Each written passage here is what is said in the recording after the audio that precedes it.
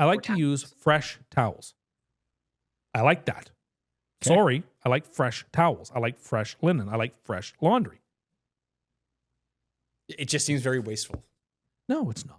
It is. You're doing way more laundry than you have to do. I just wouldn't have the mental bandwidth to fold laundry that often.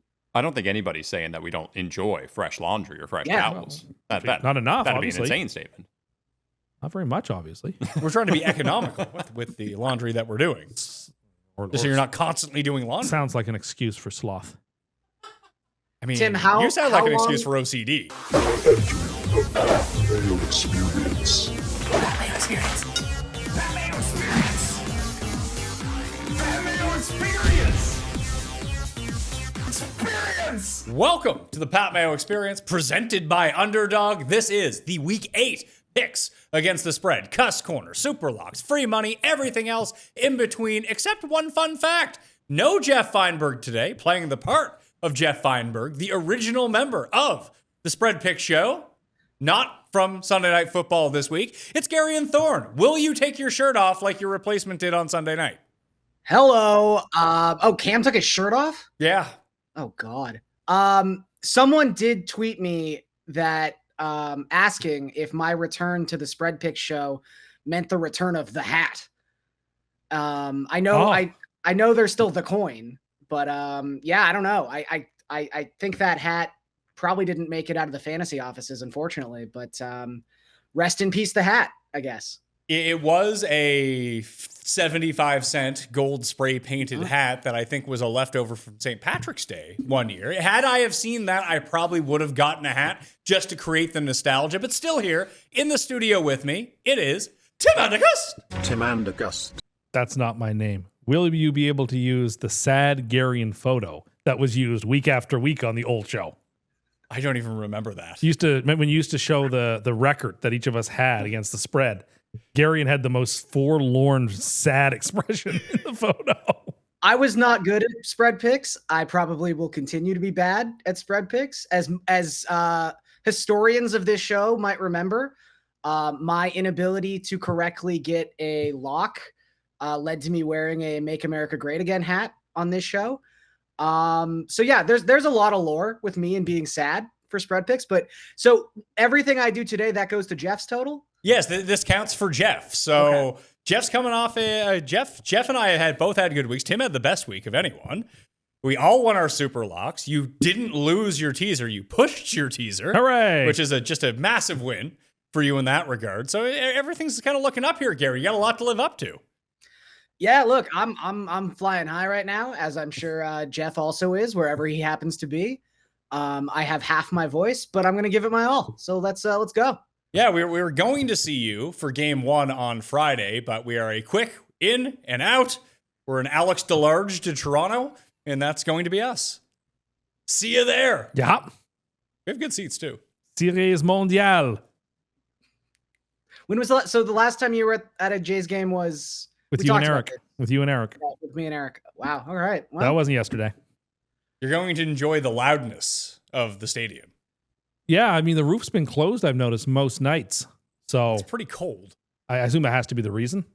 Yeah, I mean, it's also Major League Baseball's call. I think they tend to want the roof closed. I think they honestly like the atmosphere on television with the roof closed, but okay, it's not getting any warmer. So I'm guessing you didn't partake in much Monday Night Football doubleheader with Game 7 on? So I did see Amon-Ra St. Brown score the first touchdown. Which you hit. And after that, I did not watch a lot of football now. I didn't think Gibbs was going to have a good night, but I guess he did. So hate to see it. I believe you are referencing the fact that I have lost for the first time in several weeks in the fantasy league. And allowed me to leapfrog you into the pole position after 7 weeks. Yeah. You even got there with Mike Evans being dead. Oh, it was a weird spot where so I was winning the week and my opponent was in the barn and I was up by 1/8 of a point, but I still had a receiver and a running back and a defense, or a receiver, running back, and a defense to go. And normally I would just pull all my guys, but we don't allow that in the league. So Evans did nothing. John Tucker did almost nothing. And then the Seahawks were up 14-0.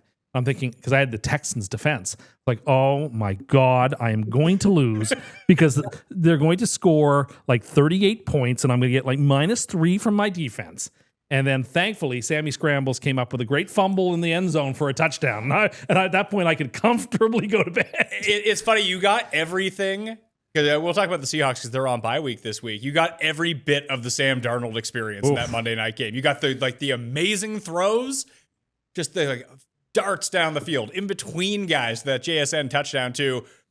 What are you doing, man? Like, don't do that. Trying to scramble to avoid a safety and give up the touchdown. I was like, oh boy, here we go. You know that, Sam Darnold. Yeah, I do, but I would kill for that Sam Darnold. Well, we do have a quote here before we get started. Would you like to hear it? Just go ahead. It's from former ambassador to the United Kingdom and Jets owner, Woody Johnson.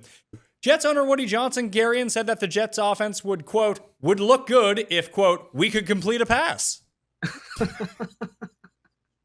Not wrong. I mean, it's nice to set the bar so high, to really hold your organization to that really high standard, that championship success. Look, I can't talk, so I'm not going to take shots at the Jets right now, but as long as Tim's happy, and I think Tim has settled in, he's ready for the path to the number 1 pick. So we're good. No one's getting crazy. No one's got unrealistic expectations. No one's got a path to the playoffs. I think this is actually going to be a really healthy year for Tim. I need that first pick so badly. Well, for the past few weeks, it's been Sellers at the top of your power rankings, but I feel like he is fallen. Yeah, Simpson now from Alabama. That's who I want. First name? Ty Simpson. Yes, I do. That's who I want. That's your guy? I had a wondering with you, Tim, because I know you can hold a grudge like nobody else. Is it Dane Moore, I think, is the Oregon quarterback? Yes. But he spurned Notre Dame and transferred. So Yeah, would you not want him because he shunned Notre Dame? No, I don't want him. The Irish won that big game, the big rivalry game on Saturday, so that was great. There's something football-wise to care about. Mm-hmm. Now there's nothing salubrious going on with this Jets team. So the only thing I can hope for is the Irish find their way into the playoffs and the Jets find a way to get to that first pick. Well, with Jeff away on vacation, we're going to have this, what we thought was going to be the longest Thursday night football breakdown in history for this week is probably not going to end up being that case. But we will recap last week. All right. The coin was 7-8, the worst of the 4, dropping its record to 50 and 55. Jeff and I were both 9-6, improving our record to 53 and 52. Got back above 500, the two of us. You were 10-5. You have a 9-game lead in the spread pick'em race, 62 and 43 so far. 3-0 in Superlocks. Detroit for me, Seattle for Jeff, New England for you. I'm now 1-5. I broke the goose egg. Good for you. On the Superlock. And you pushed because of Denver with your teaser. You had New England, Green Bay. They hit. Then Denver ended up pushing. So you remain 0-6, but you're not 0-7. 6-1. If I had just done the money line multiple way bet, I would have won all 6 of those, by the way. There you go. You can't do You wouldn't that. let me do that, but I would have won all 6. You don't get to do multiple bets. Well, You I get know, but I'm just saying, if I had been allowed, I would have gotten 6 W's. Garion, do you know what Tim's lifetime record is now on his free money selections? Oh boy. I'm trying to remember what it was last time I heard it would have been sometime last year. I'm going to go with like 10, 250 and 5. No, it's 31 and 158. Okay. Better than you thought. Like a 20% bet. More wins. Definitely more. I feel like for a while it was a single digit win total and a triple digit loss total. So clearly Tim's been on a heater. You were on a heater last year. You ended up positive in the free money. Positive in the free money. I'm doing great in fantasy this year. I'm doing great in the picks this year. It's been a relatively good year. Do you expect that to sustain itself? God, no. I'm waiting for that other shoe to drop at any moment. My receivers are dropping like flies. Poor Mike Evans. I needed him. But I do have Tez, so I suppose I can supplant him with Tez. You still have Steph Diggs. And I still have Stephen Diggs. Garrett Wilson may or may not play sometime this month. I think he's going to play this week. We'll see. Maybe he will. We don't know Does it yet. matter? Who cares? Yeah. Minnesota at the Chargers kicks off the week for Thursday Night Football. All of the spreads and totals are brought to you by CoolBet Canada. If you're outside of Ontario, sorry, Garion, you can play at CoolBet Canada or at coolbet.com. You get the PME exclusive boost. There's golf and football up there right now. The Chargers are favored by 3, 44.5 is the total. No word yet on whether or not Jeff is attending this game. He was going to fly home Thursday to go to game 1, but I think that's off the table for him now. Okay. After he saw the ticket prices. So go to game 2 instead. Probably, yeah. He would be so upset with the performance that he saw on Sunday How come? because it was an embarrassing defensive performance. It's a good offensive team they were Yeah. playing. But like they have some playmakers on defense who did nothing. But we don't know who's playing quarterback for the Vikings. Yeah, Carson Wentz is starting for the Vikings. Perfect. That confirms me in my Chargers pick. Carson Wentz keeps losing games.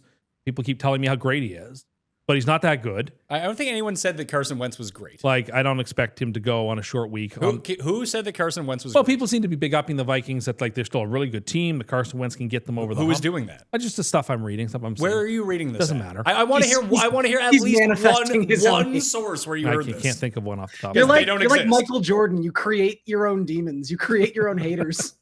I don't believe much. I mean, the Vikings offense played fine against the Eagles, but the tough, even though I do like road dome teams, and that is what the Vikings would be.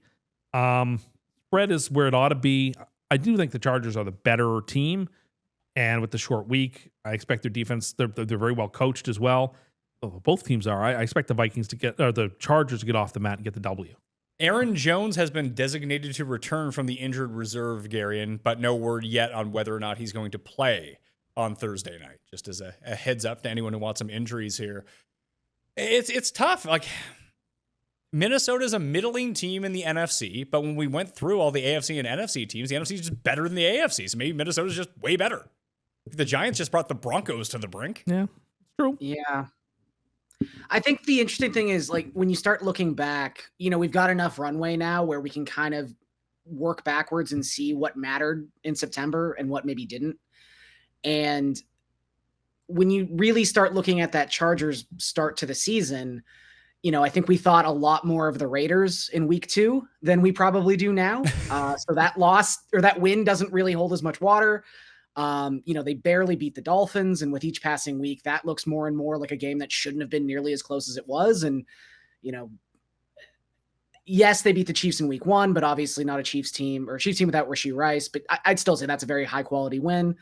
But yeah, I don't know. I look at their just complete inability to protect the quarterback. And if there is something that the Vikings have been pretty consistent with the entirety of the season, it's generating pressure with their front four. Jalen Hurts had a couple of incredible plays to get out of just what was a mangled pocket. And, Justin Herbert's amazing. He just doesn't have that same ability and that same agility. So I do just worry that the Chargers won't be able to do enough to protect Herbert. And, I know that's the thing that every Chargers fan clings to when they're defending Herbert these days. It's just like, he doesn't have time to throw the football, but he's, again, not going to have time to throw the football in this game. He barely had time against Indianapolis to throw the ball until it got very late in that game. And then he started playing really well. Minnesota 8th in pressure rate so far this season. That's through their 6 games. I like Minnesota with the +3. Just give me the points. This feels like a field goal game. Yeah. To me. And you're gonna stick with Minnesota? I sure am. No. No, I was talking to Gary. I'm sorry. You looked at me when you said it. Well, how many places do you want me to look? Do you want me to turn around and talk off mic like this? That's how you want me to do it? Yes. I'll be like Cam, thinking that you're in the TV. Just turn around and talk to the it. TV. Let him out of there. He's stuck. It's like Poltergeist. 78 channels, nothing but cats. Miami at Atlanta. Garion, your team. That's such a good ball. Your team is a 7-point dog on the road. 44.5 is the total. The coin in this game shall be taking the Dolphins. Will you be taking the Dolphins? Nah, Superlock, Falcons. Okay, Cam, we don't give our Superlocks out right away. Sorry, didn't know the process. It's just a bad football team. And look, I'm not going to sit here and pretend that I'm generally somebody who's like, a body language expert or someone who would rather use the narrative over like statistical analysis, although there are no stats that say the Dolphins are good, but man, this is just a team that has absolutely quit. I think there's like a mutiny. I think everybody hates the starting quarterback. I don't know if everyone hates Mike McDaniel. They probably like him because he's so lax and he lets them do. It's like having a substitute teacher come in. You can just do whatever you want to do. So you want that person to stay as long as they can. But there's just, this is a football team that has absolutely quit. That performance against the Browns was one. It's hard to say it was one of the sadder performances I've ever seen from the Dolphins, because this is a lifetime full of sad performances from the Dolphins, but just pathetic, like absolutely pathetic. And the run defense looked a little bit better than it had in prior weeks. And I think that's usually a pretty telltale sign of like just effort from a team, is the ability to defend the run. But, you know, Judkins got his 3 touchdowns. Tua should have thrown like 6 picks. I just think this is one of those, there's a couple of these teams every single year where by October, you're like, oh, that team just is playing out the string until January. And I think the Dolphins are pretty clearly doing that, where the Falcons, you know, I just think this is like a get right spot for them. Not that things have been going terribly by any means, but like this is one of those games where they've been sweating some close ones. I think you can just pencil them in for like a 3 touchdown win here. So you weren't confident in the Dolphins when you saw Mike McDaniel wrapped up in that jacket, frozen, leaning over, like just desperately praying for the game to end? That didn't inspire confidence in you? That would be me as head coach. He looked in like bad somebody weather. who was attending the Open Championship in the middle of a storm and wanted to go inside. I still just don't like understand. I guess I'd rather judge a coach by his intellect than like just having like a fat dude who doesn't need a jacket. But yeah, I don't know if that's what this team needs. Sure. I think the thing that'll be interesting with McDaniel, and I honestly, I'm shocked he's still the head coach of this team. That just seemed like such an easy time to cut bait. You know, not that the defense has been playing well this season. So if you're kind of like looking to justify someone's head coach candidacy through actual on-field results, I could see this being a little confusing. But I know there was a lot of buzz coming into the year that like Anthony Weaver was someone that a lot of teams have interest in as maybe a potential future head coach. Like, you know, this is a very easy time to like, you fire McDaniel, you let Anthony Weaver be the interim head coach for 10 weeks. I don't know. I just, the team has absolutely quit. So as long as McDaniel's there, as long as Tua is behind or under center, I will not be picking on this team to cover a game. The run defense looked a little bit better on a yards per carry basis, but they were playing a quarterback who couldn't move the ball whatsoever in less than ideal conditions. So maybe this is one of the good Penix games, because Sunday night was not a good Penix game. No. You cannot, see, people say I don't learn my lesson. I learn lessons. You can't play the points with Atlanta when they're big favorites. It can't be done. Doesn't matter who they're playing. They're playing the Dolphins at home. It means it'll be a warm environment indoors for Miami. The world thinks exactly as Garion does, with good reason, that the Dolphins have sort of checked out. You cannot trust Atlanta in a spot like this. It is a blind Dolphins +7. I can give you some reasons for the Dolphins here. We might be able to, someone will eventually at some point in this game have the Penix and Tua Spider-Man meme pointing at each other. Penix can rip it sometimes, but other times he looks just like bad Tua. He does, like when they're both good, they look completely different. When they're both bad, they look exactly the same. They're both left-handed. Even like a bad Penix game here, like at some point the defense has to actually do something to take advantage of your mistakes. And I could be wrong here, but I'm pretty sure I'm right. Because the interception they had against the Browns was negated by a penalty, but the Dolphins still do not have an interception this season. That's good, right? You don't want to be having interceptions. The Jets don't have any interceptions. God. Like, that happens. So you're saying it's a hallmark of a great team? Yeah. Bad AFC East teams don't pick the ball off. Yeah. So you're going to blindly, I'm actually going to take Atlanta minus the 7. I think it should be like 10. Doesn't matter. Yeah. The hardest part, the weird thing about Deserve Atlanta, what you get. You deserve what you get. Sure. You don't get to come on here on Sunday and complain. Listen, I'm not the one who stood on this show 3 weeks ago and said, I fully trust Atlanta. That, sir, was you. And I learned my lesson. Yeah. I changed my We'll opinions see. when But the now facts that change. you're going the other way, I might have to zag that way. I've learned a lot. If Achane can get going here, Garion, they can compete because the run defense for Atlanta is the weaker part of its defense. But they're top 7 in pressure rate right now. They have one of the best pass defenses in the league. Like, it's really weird to start wrapping your mind around Atlanta having a good defense. And it's the offense that's the problem for the amount of resources that they've spent on that over the years. There's also word that Penix might be banged up too, and there could be Cousins. Ooh. I wouldn't hate Les that. cousins dangereux. But Hopefully the Dolphins learned that the referees will just allow you to break the rules and drag your running back across the goal line. That is a penalty that just never gets called. It happened again Sunday night. It would have changed the game. It was a 3-point game. You call that as it should have been a 10-point penalty or 10-yard penalty. Could have been 16-10. The Falcons could have had a chance to win the game. Like that second McCaffrey TD should not have counted. I think we should say too, though, I just talking about injuries and stuff like that. Darren Waller probably not going to play in this game. Oh no. So like I'm because you devastated. referenced like, Dolphins indoors and the speed, blah, blah, blah. Like, sure, Achane still looked really good this season. Waddle left at the end of that game after Tua threw a hospital ball down 25 points. Out of disgust, did he leave the game? No, out of injury because he Wasn't an jumped and AJ got, Brown like, situation speared. where he just took his jersey off and walked off the field? No, he jumped for a terrible pass and Goldberg came out and speared him. So I think like Got to watch out for the knuckle puck. he'll probably play. Yeah, different Goldberg.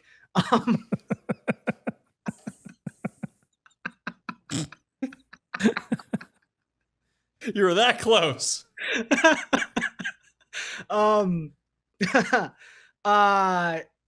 He'll probably play, but I bet he'll be limited in practice all week. But like the Dolphins' weapons are dwindling. Like it's their running back who they love throwing, bubble screens to 9 yards behind the line of scrimmage, and it's Waddle, and that's it. So I don't even think like this Dolphins defense offense has the capability of like being a big play offense anymore. I believe they're dead last in the league since the beginning of last season in chunk passing plays. So I wouldn't even be fearful of it's like, indoor track, that Dolphins speed. Like it's really not the same team without Tyreek Hill. So like Pat said, I have full faith in the Falcons defense in terms of like the 4 units that will play in this game. That is the unit I have the most confidence in, and I have the least amount of confidence in the Dolphins defense. And I just think that leads to a blowout. Like the Dolphins run defense trying to contain Bijan is going to be a sight. It will be rough. It's going to be a bad scene for them. Yeah. Like Penix can maybe, or if Kirk Cousins has to play, they can get away with throwing 0 times and maybe win this game. I don't know. I don't think Bijan's going to have a very big game, but we'll see. He's on your fantasy team, right? Oh, is he? So Atlanta for Garion and I, Miami for you and the coin. Now let's get to your sad team. Oh, The gosh. Jets. The Jets are at Cincinnati. 6.5 is the line for Cincinnati. Looked great last week. Offensively. Offense, sure. I mean, they were never going to look good defensively, especially when Trey Hendrickson wasn't playing. We don't know the status on him yet. 44.5 is the total. Don't know the status on Garrett Wilson or Sauce Gardner for this game. Tyrod going to be starting at quarterback. I'm going to take the Jets. No. I think people are a bit too high and mighty about the 1 week Bengals. And listen, it'd be fun if Flacco made the Bengals fun again, where they're not just Jake Browning running for their life and they're completing passes. You can see how this game flips the other way. It's like 38-0 for the Bengals. I just don't think they're that good. This Another is revenge this is the game that Tim, like in 5 years, looks back and goes, "How did we miss the number 1 pick?" And it's like, "Oh, they beat the stupid Bengals." Joe Flacco found a way to upset me again. Joe Flacco there you revenge go. game. A revenge game. I just don't think they have I don't know how they're going to cover all those weapons. And they can't take advantage of a bad defense. Like, I mean, maybe they can keep it close. Maybe they will cover the number. But don't you have to have way more faith in the offense led by Tyrod, right? No, I don't know that it's much of an improvement, honestly. Like, I watched Tyrod play the second half of that game. He threw 2 picks. Hey, J.C. They Horn made a scored- very nice interception. They scored 3 points with him. Like, They did They this. moved the ball though. okay, but to no avail. It felt like they had a bit more cohesion on offense. Yeah, they look great. They were world beaters. They looked awesome with him. Yeah, he really lit the world on fire. Now, maybe the play is Fields and Tyrod at the same time on the field, I just feel bad for everybody involved. including yourself. Yeah, I don't deserve this. But it is what it is at this point. No, I expect the Bengals to absolutely eat them alive. There's no I've just been- lot. Like the taking the Jets in this game is like a play against Cincinnati for me, almost like Tim's play against the Falcons with Miami. Like some of these dogs are going to cover, and this is just a stupid spot. I think Breece Hall can run all over them. We'll see. Yeah, we'll see. I just like to think like let's take, not that you can do this necessarily, but let's take last week out of the equation. Like, if you're making this line 14 days ago, the Bengals are probably favored by 2.5 points. Agreed. Do I really think that win with Joe Flacco is worth 4 points? No, I don't think Joe Flacco is a consistent quarterback at this stage of his career. Like, I just think this spread is way too big. I'm willing to wager something this week. This is the week the Jets get an interception. If not now, when? I think the I'm Titans saying this is coming the up. week the Jets get a win. Money line Jets, baby. Money line Jets? Oh, I like this. Could happen. I mean, it wouldn't shock me. They're going to win I really don't think 0-17 is going to happen. So like they're running out of weeks. There's a couple of games that it could happen in, but I don't see it happening this week. When is Dolphins Jets part 2? Late in the year, like week 17, week 16, something like that. Perfect. Yeah. There is a next Jets win prop on the board at a sportsbook right now. Good heavens. It's plus 240 to beat the Bengals. The Browns next week, plus 165. I feel like beating the Bengals is far more attainable than beating the Browns. I would agree with that. Like, you just got to experience the Browns firsthand, Garion. Just what they do well is like beating up really crappy offenses is simple for the Browns. Yeah, the Browns are so... Yeah, it's weird. They're bad, but they're good in the right ways to just beat bad teams. Just need enough losses so that Glenn gets out of here. I need it not to be a Dan Campbell year. I need it to be a Cam Cameron year. Well, Woody Johnson expressed his delight for Aaron. Not really. I read his quote. Maybe because he's a dancing man. I read his quote. He enjoys the move. It was very non-committal. It's like, well, a lot of teams would struggle if they're playing like this. And it's like, okay, like I understand if you're not going to fire him, you're not going to throw him under the bus right now. But come on. I think Woody Johnson's just saying, like, the best judge of if you're a good coach or not is whether or not you were a fan of that player in the 1990s, which I think he was. I'm sure he was. So got to keep him around. Sick dance moves. Also wears capri pants. It's a common theme amongst the bottom of the AFC East right now. Doesn't wear team hats. Yeah, he doesn't wear team hats, wears capri pants. He's basically Black Mike McDaniel. Half the time he's on the sidelines with a headset and the mic is flipped up, which I can't stand. Why do you have the headset on if you're not going to talk? Maybe he doesn't you must love the infielders that wear the sunglasses on the back of their cap upside down. It's the worst. Question for you, because I noticed it last night, and I've been pretty out of baseball until these playoffs for about 10 years, Garion. But why do the outfielders have cheat sheets in their pocket? Oh, it's just where they're shading for each individual batter. Okay, like if they're playing closer to the line or closer to the gap. So that's no longer incumbent on the catcher to like give you positioning. Like they've automated that process. Yeah, I think everything's trying to be expedited at this point, make things faster. There was a play earlier in that series, actually, Seattle, Toronto, where an outfielder had clearly taken out his cheat sheet, but didn't do it fast enough. And then a ball got hit in his direction and you could see him catch it with the cheat sheet in his mouth. Cause he was like, crap.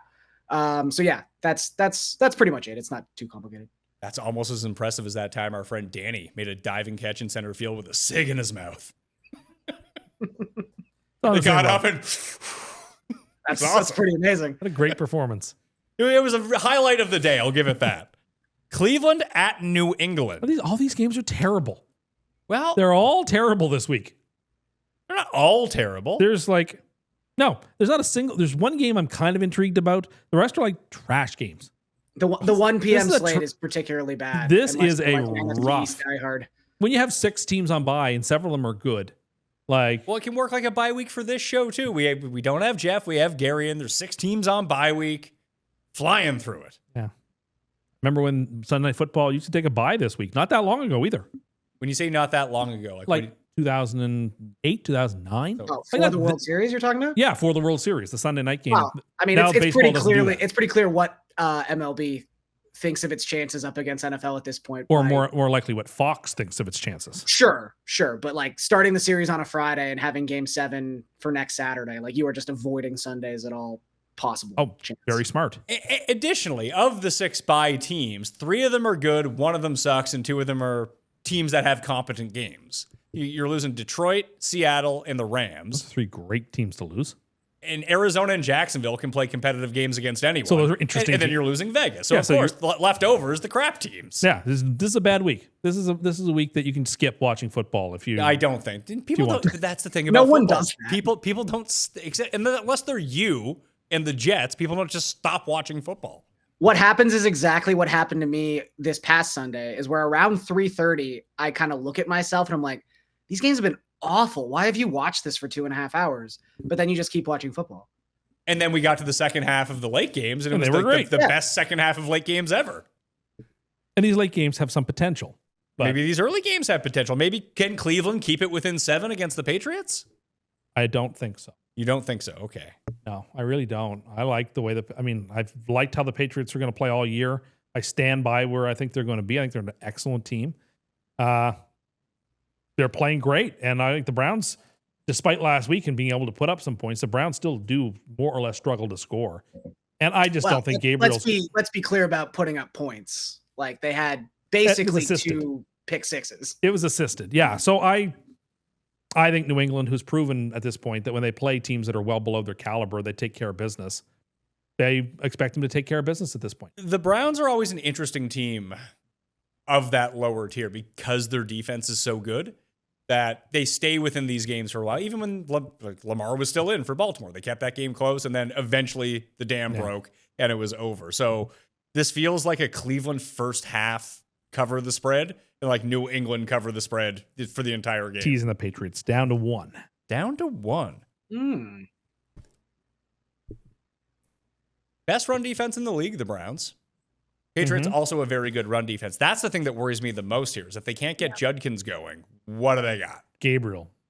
Oh, I know who they're. I know, But I mean, like, I know that- the name of their quarterback. That suggests not a whole lot. Is it more Yeah, or less? doesn't this kind of feel like a 20-6, 20-3 sort of game? I'm with you in the sense, Pat, that this could definitely be close going into the half. But I do just think when push comes to shove, the Patriots will be able to string together 3 or 4 drives, and I don't think the Browns have the capability to keep up with them. And I know keep up with them is a strange term to use in a game where I'm projecting the Patriots for like 20, 21 points, but that's a lot for the Browns, and I don't think they'll be able to establish the run. I don't trust Dylan Gabriel to be able to move the football when teams are expecting the pass.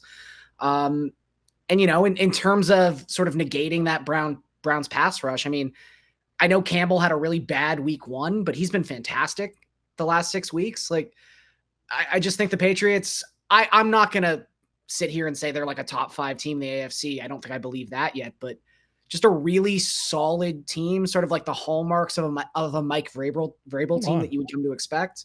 You don't. You don't think they're a top 5 AFC team? Yeah. I think they're pretty squarely a top 5 AFC team. Buffalo, Kansas City. I guess it depends on how you feel about Baltimore. Yeah. They're not ahead of That's Baltimore. true. Baltimore's not ahead of them. If you put them on a neutral site tomorrow, Baltimore's favored in that game. I'm not so sure anymore.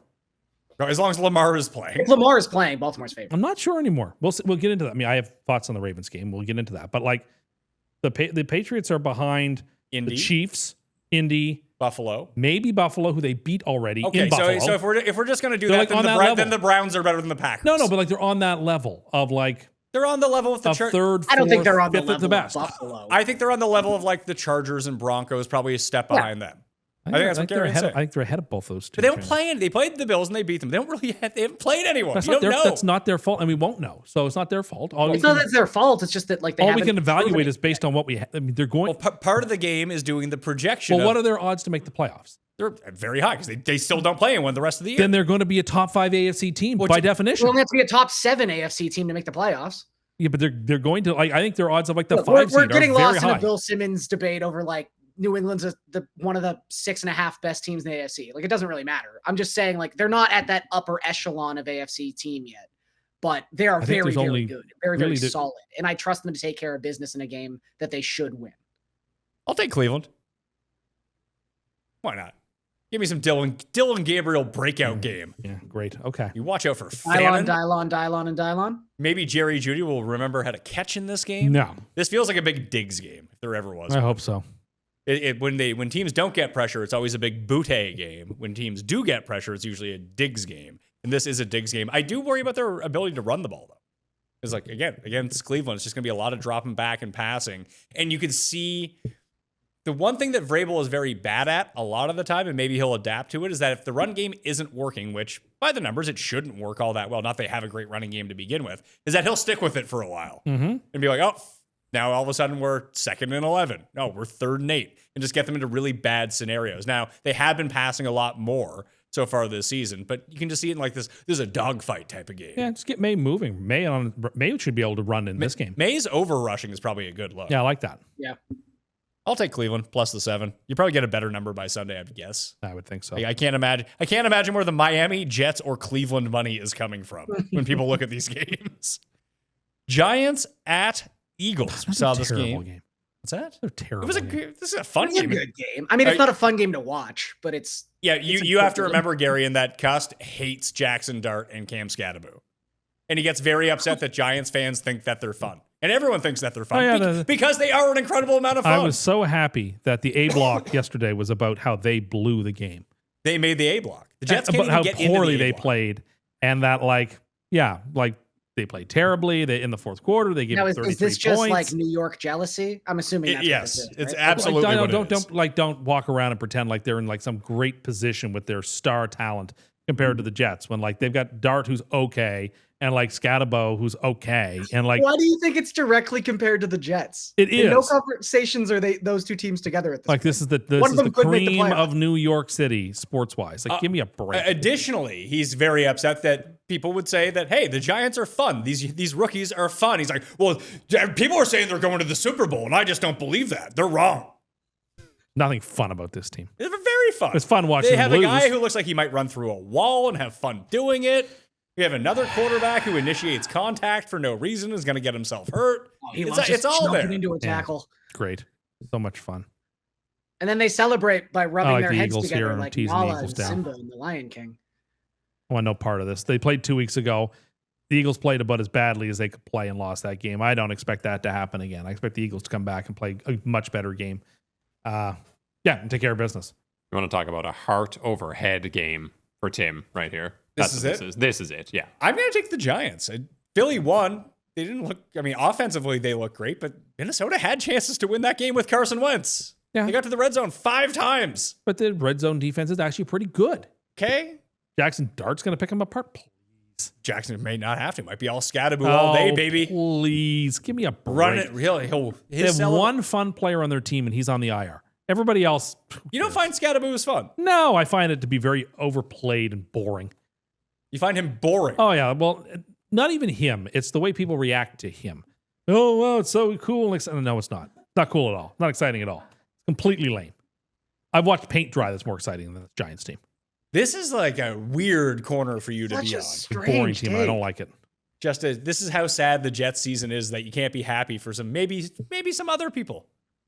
I have nothing to be excited or happy for the Giants about at all. Now I will say, are we maybe Peyton happy for Hillising them. this a little bit? 100%. Why Yeah, would I okay. be? Cool. Like, I'm not going to sit here and tell you Cam Scatterbo is a top 5 running back in football. What I will say is that he's fun to watch. Yeah, sure. Fun. He puts the fun in fundamental. Yeah, but he does not do that. No, he does not. But, Yeah, but he's both showing of up. these guys have no regard for their own body. It's like when hardcore wrestling first came to the WWF.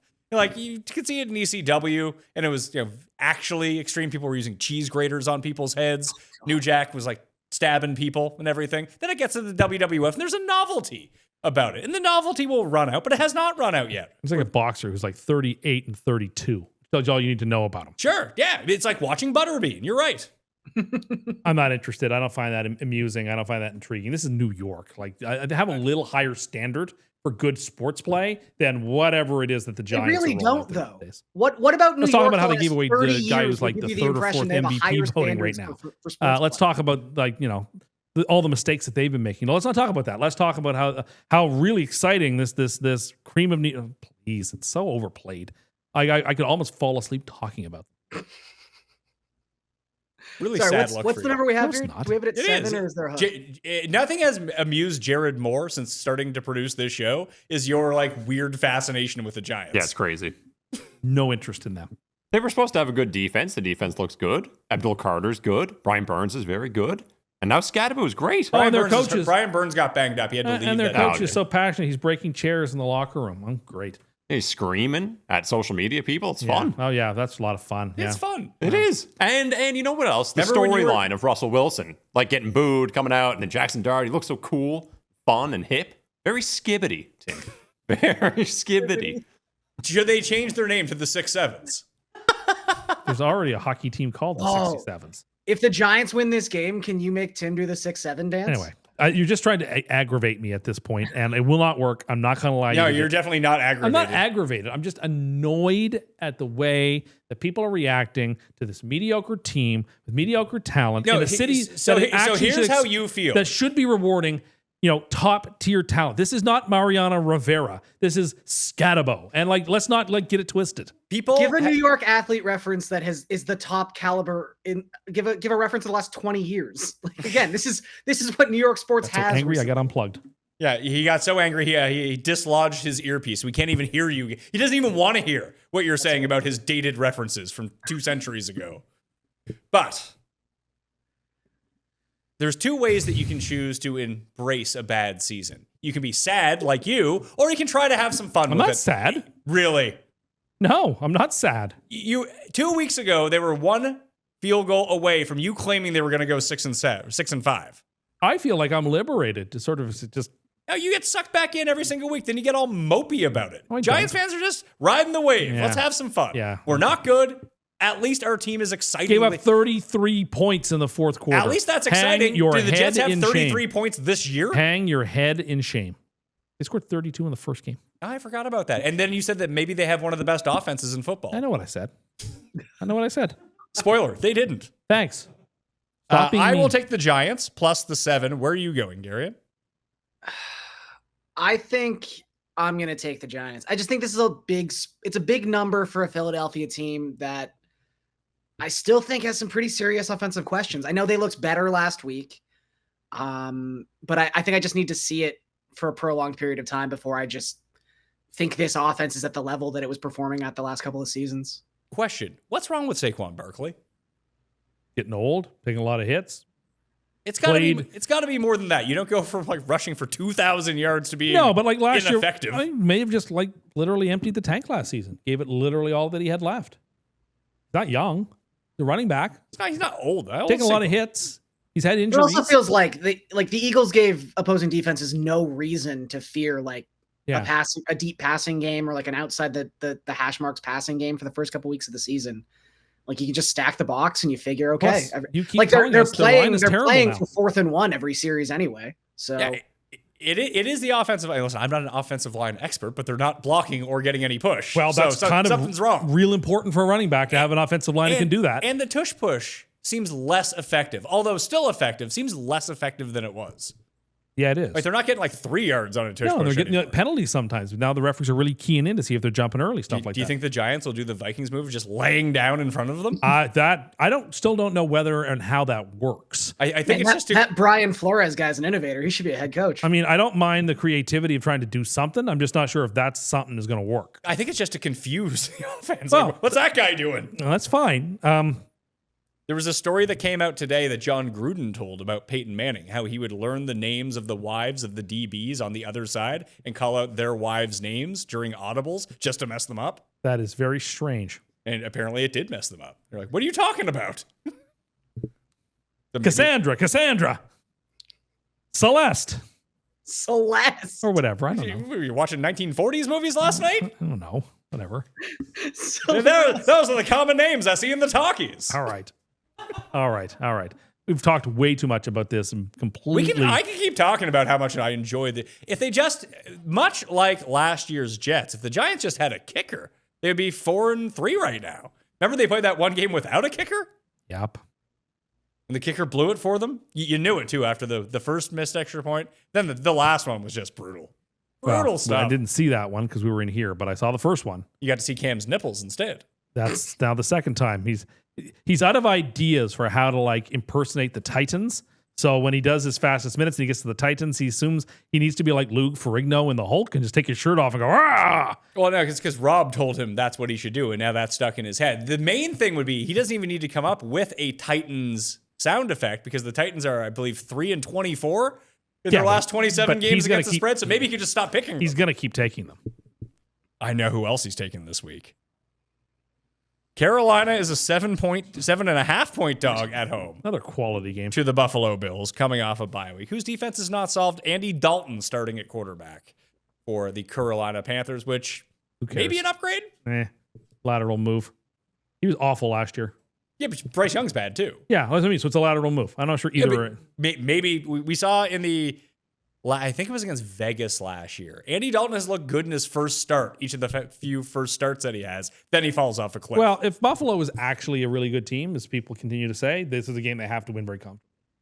Coming off a bye, playing a Panthers team. I mean, I watched a lot of that Panthers game. Yeah, they were on the Sunday. road though. Panthers undefeated at home. Undefeated at home, but like I watched a lot of Panthers football last week, and that team was very poor. Buffalo was on the teaser as well. They're the third part of it. I just don't see the path where this game isn't like the way the Patriots game with them was, which was like 42-13. Maybe the Panthers hang around for a half. I could see that. But like when it comes to the full game, no, Buffalo should eat them alive. The second most effective rush game in football belongs to Carolina, Garion, off the back of Rico Dowdle. Do you know who number one is by a wide margin? San Francisco. Indianapolis. Oh, that makes sense. Oh, of course. makes sense. That makes sense. Not even close. For undesigned runs. Yeah, that makes sense. I don't know. But like, I don't know. Like, I try not to get too into the weeds with running backs, especially running backs that I consider to be relatively interchangeable. But I was just so confused by the usage of Rico Dowdle and Chuba Hubbard this past week. And look, if Carolina is going to cover this game, it's going to be because they can run all over this Bills defense. And we know the Bills' weakness on defense is stopping the run. So the pathway is there. But I do lean towards the narrative that Tim is sort of spewing here. I just think that this is another one of those games where Carolina's offense just won't be able to keep up with the Bills. Again, there are question marks about the Bills' defense, but I don't think the Panthers are the team necessarily designed to exploit those weaknesses, or at the very least, they will get scripted out so early that they cannot run the ball anymore. And if you're going to have just Andy Dalton dropping back 45 times, 30 in the second half, I just think that's not going to go well for the Panthers. And this game gets a little lopsided. I'll choose to think this is another Buffalo plays with its food game and then gets itself into a situation where they're looking at it being like, ugh. Well, it would be nice This to is see them tough. play a good game. Or it's like 40-3, and then you're like, whatever. The one time they played a really bad team, and I think Carolina still is a really bad team, was the Jets, and they didn't have to try, and they beat them by 1 million. I mean, they did the same thing against the Saints. They ended up not covering that I game. think the Saints are not a horrible team. Carolina's better than the Saints. I don't think that's true. Really? I think this Carolina team Carolina's is better than the truly Saints, horrible. no? I think this Carolina team is still truly terrible. They don't do very much well. Enough to get 4 wins. But look, they basically have their win total from the last 2 years. But like, I mean, this is a team that went down 17-0 to the Dolphins. They won the Buffalo game, was- don't get me wrong. But Carolina's it takes gonna a certain level of bad to be losing by 17 points. to the Carolina's Dolphins. only path to covering is they need to turn Allen over a couple of times. Which Yeah, or control the game on the ground. They have. I think you have to do both, actually. They have one of the better rush offenses. They have one of the better rush defenses. If they can just keep. Listen, they just beat Dallas at home. Yeah. They were able to limit Dallas's offense to enough and Nothing score on would them. make me happier than seeing Buffalo flounder in this game. I Believe didn't me. realize you were such a big Patriots fan all of a sudden. I got a lot of flack, a lot of people about picking the Patriots to win the division. And it is looking like I got a chance, an inside chance at that. And so I'm rooting now for my success. Didn't realize you were just willing to abandon your morals. It's just the amount of shit that you've talked about New England. How much you We'll hate them. worry about now, them. Now you're rooting for them. We'll worry about them when we get into You the get them. playoffs. You get them the 1 seed and the bye in the Oh, AFC. that'd be great. There's nothing I'd love more than the Chiefs having to go to Foxborough and the Patriots fans Hey, saying, listen. You give them playoff shots. All of a sudden they win the Super Bowl, and then you're even more depressed. I don't know if I would be. Really? I could then start talking about how, really it was a system quarterback, and this is actually the best quarterback performance that a Patriots ever had to win a Super Bowl. The best coaching job a Patriots ever done to coach for a Super Bowl. I think I hate the Belichick-Brady Patriots more than I hate the Patriots. Gary, and you're a not fan of the New England Patriots as well. How would just you trying to feel wrap about my another Patriots Super Bowl victory? I would hate it because I hate the Patriots. What are you talking about? Who are you? This is how sad his Jets fandom has become. You've become unrecognizable. He said last week that he hopes that the Jets signed Belichick to be their head coach just to troll the Patriots. That would only make the Jets even worse. See, Tim, this is like the last line of defense. When trolling the Patriots becomes more important than actually cheering for the Jets, you got to take a couple steps back. I mean, I know I need to touch grass, as they say, but I don't know what else to say other than I picked the Patriots to do well. It looks good for me if they do well. Don't worry, this team will fall apart in January, I'm sure. But I'll worry about that. You're then. sure? I don't think in a playoff series they're going to be a game they're going to beat the Chiefs or any of those teams in the NFC. So sooner or later they'll get there. But like, let them have their moment. If Buffalo fails and the window really does close as it's already starting to close, that would make me happy too. Did you know the last time the Blue Jays made the World Series, the Bills made the Super Bowl? Yeah, and how'd they do? Well, the same thing that they do in every Super Bowl. They lost. So I don't know. It is what it is. My son started saying 6-7 Oh, did he? because his 6th grade reading buddy, he's in kindergarten, told him about it. And then it was his teacher told them that they were not allowed to say that in class. He got very upset. This is your doing. How is any of this my doing? You've cursed 6-7 Oh, for my son. He's furious at you.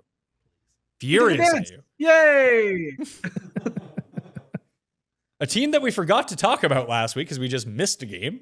I think it's the first time in a while since we've done that. But the Bears, the 4 wins in a row, 4-2 Bears on the road at Baltimore. Baltimore's favored by 6.5. 50.5 is the over-under. The expectation is that Lamar Jackson will come back and play. He did not practice on Monday. Do not have the Tuesday report in front of me. Has to play.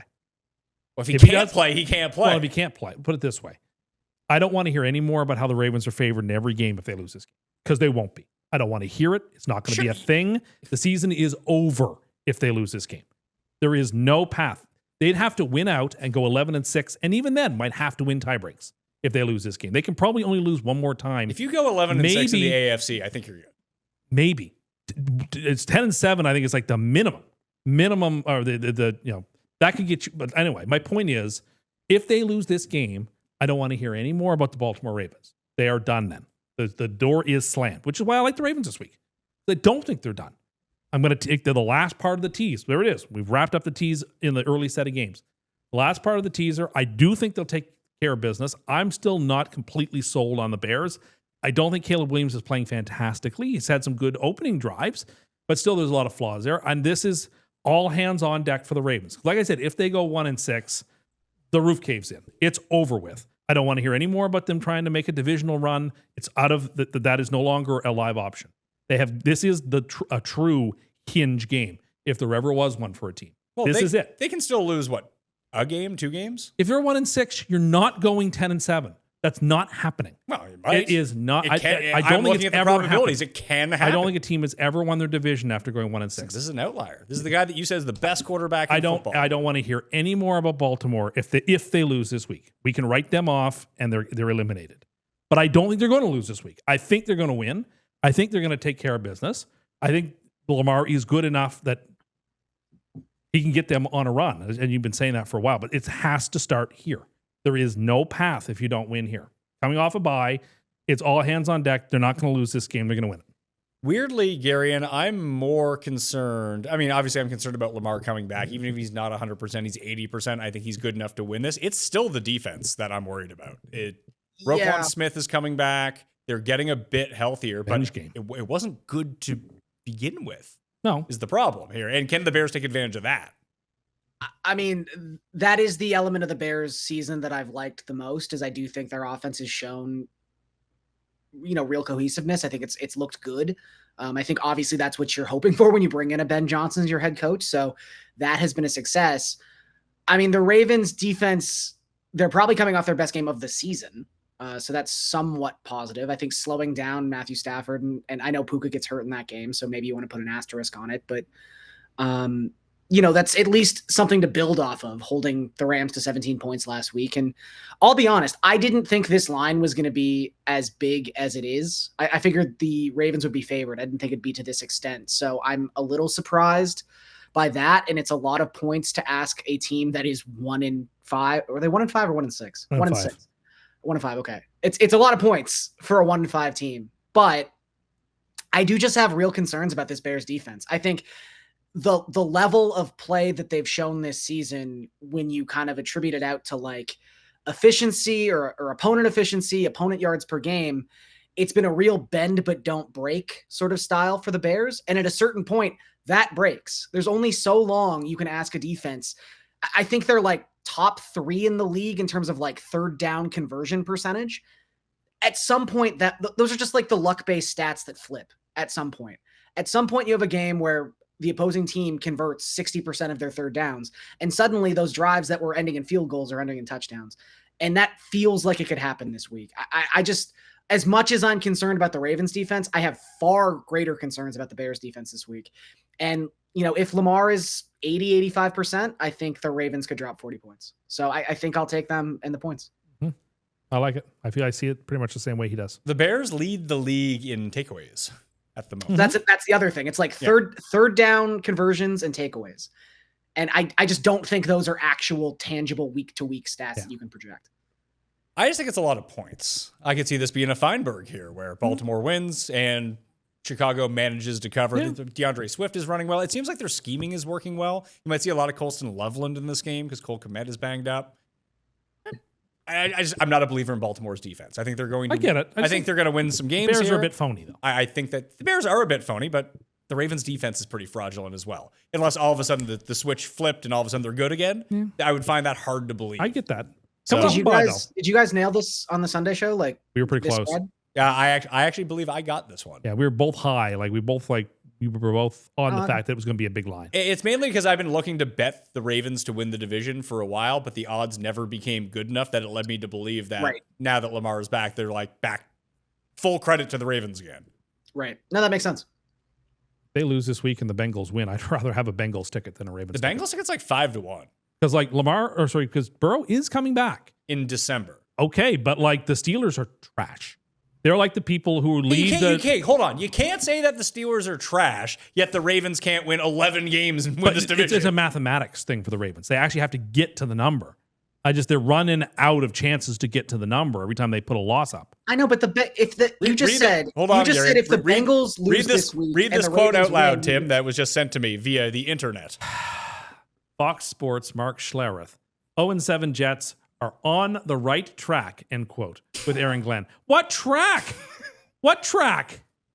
On the right track. They haven't won a inside game. track to the number 1 pick, bud. They haven't won a game. They couldn't be doing worse. That's your main man, Schlereth. Like, we enjoy watching him every Sunday, don't get me wrong. And he gets to see the Jets a decent amount because of how bad they are. What kind of quote is that? I mean, I have no context for the quote. It's just What? oh, no. You have an Amber Alert, Garion. Amber Alert. What an outlandish thing to say. The Niners are at Houston. I have a hot take. Okay. I don't think Houston's offense is very good. No, I don't think so either. But I think their defense is pretty formidable. Can be. It is week after week. Even if they're like the Seahawks were playing great early, and then they made some big adjustments after it was 14-0. And Seattle. Yeah, but the thing is, what if you can get to 14-0? Then they've tried nothing, and but they're all out of ideas. They were able to make some pretty big adjustments. They got a defensive touchdown. Like the Texans sort of bounced back and made that a game. They were lost by a score. This is the toughest game on the board for me to pick, Niners and Texans, and it's the only real super short line. I'm not sure yet still which way I want to go. I'm leaning towards the Texans only because I just think that if you give them the opportunity to go to town on Mac Jones, that he's going to turn the ball over, he's going to make some mistakes. It's a very tough defense because he didn't play that great on Sunday night. They scored 13 points with about a minute and a half left. Like, they had some issues. And they had some of their guys back. Against what was the league's best defense going into this is that another, I think, pretty darn good defense in Houston. One I would certainly think in fantasy would make some sense this week, too.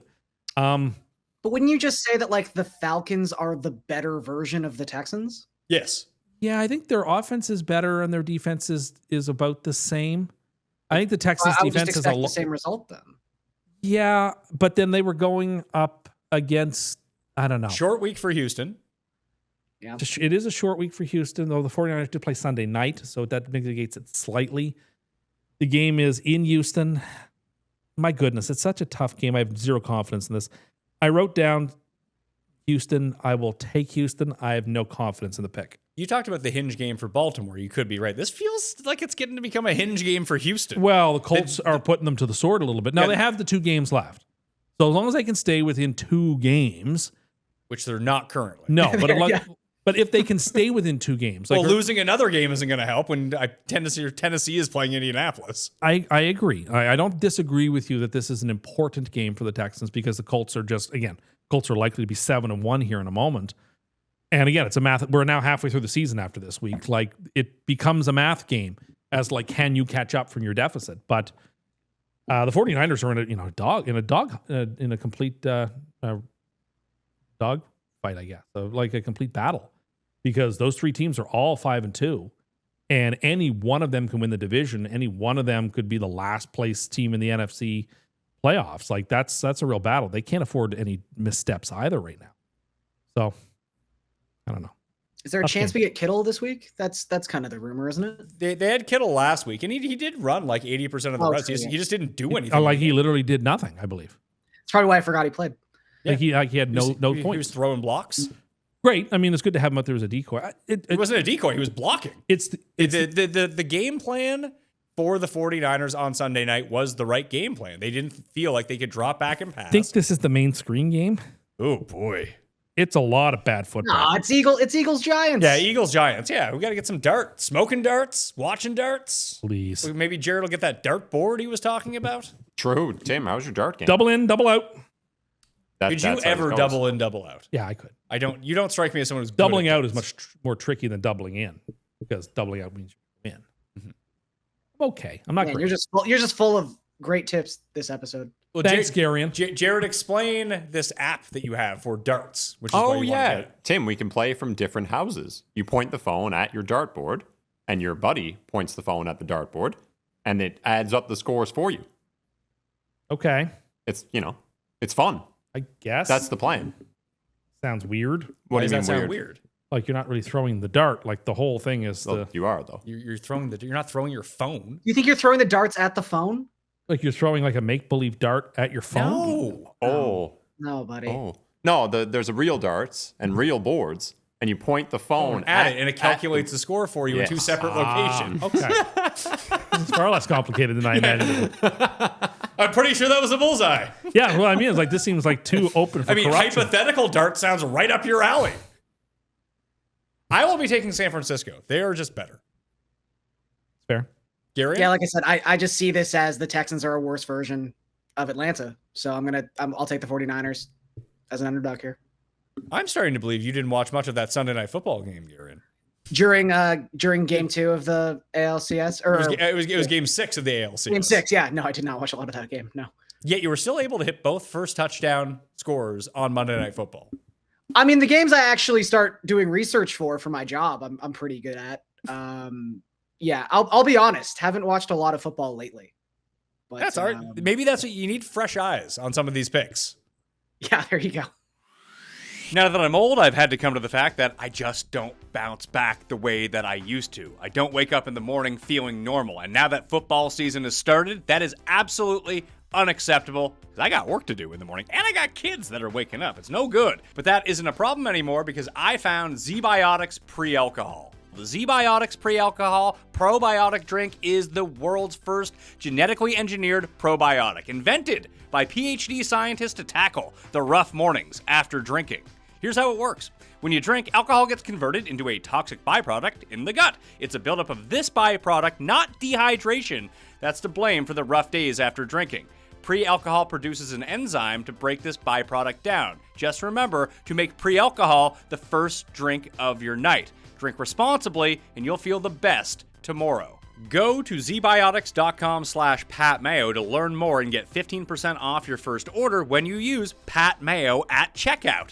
Z-Biotics is backed with a 100% money-back guarantee, so if you're unsatisfied for any reason, they'll refund you your money, no questions asked. Remember to head to zbiotics.com/PatMayo and use the code PatMayo at checkout for 15% off.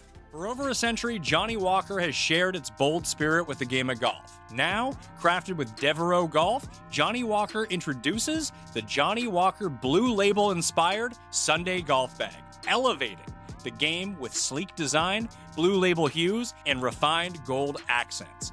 Celebrate your hole-in-one with a premium Sunday bag crafted by Devereux Golf. Submit proof of your achievement to johnniewalker.com/blue-in-1. Please drink responsibly. Well, here's something you are most definitely prepped for. We are at the midway point of the show, which means it's time for a mini version of Cust Corner. Cust Corner, it's Cust Corner. Cust Corner, it's Cust Corner. He's got the hottest takes with the highest stakes. He should be president of the United States, but it's Cust Corner, it's Cust Corner. Cust Corner, Well, we're going to start with some rips, and then we'll move into some silliness. Garion, do you have anything then? I was just gonna say that I have gone to McDonald's a couple times during Monopoly, as one does. Because you live next to it. I also live next to one. I have two within let's say 750 meters. My app isn't working. Your ass isn't working? My app Oh. isn't working. I can't do like the double play or whatever it is. And I'm a little upset about it, Tim, as I think I have the right to be. Now, I don't think I've ever won anything on the double play. I'm not sure if you have, Tim. But I'd like the opportunity. So I don't know if I'm like I might be in a Tim-esque like just ban of McDonald's for myself until my app starts working. I have the similar problem with the Starbucks app. Apparently, when I downloaded it, I was in the US, and somehow they're not compatible. And it has my geolocation as I think I downloaded it when I was in Vegas like years ago. And I tried to come back and order Starbucks, it just won't let me. Very disappointing. So I saw the process of this, I think 2 weeks ago, where he was kind of revealing rip by rip. Are we just letting him do all the rips and then he'll kind of run through them once he's done? He's just in a zone over there, getting all the rips, trying to find the good pieces. Oh, he's really staring that one down. Yeah. Doesn't even know what that one is. That was like an insta winner.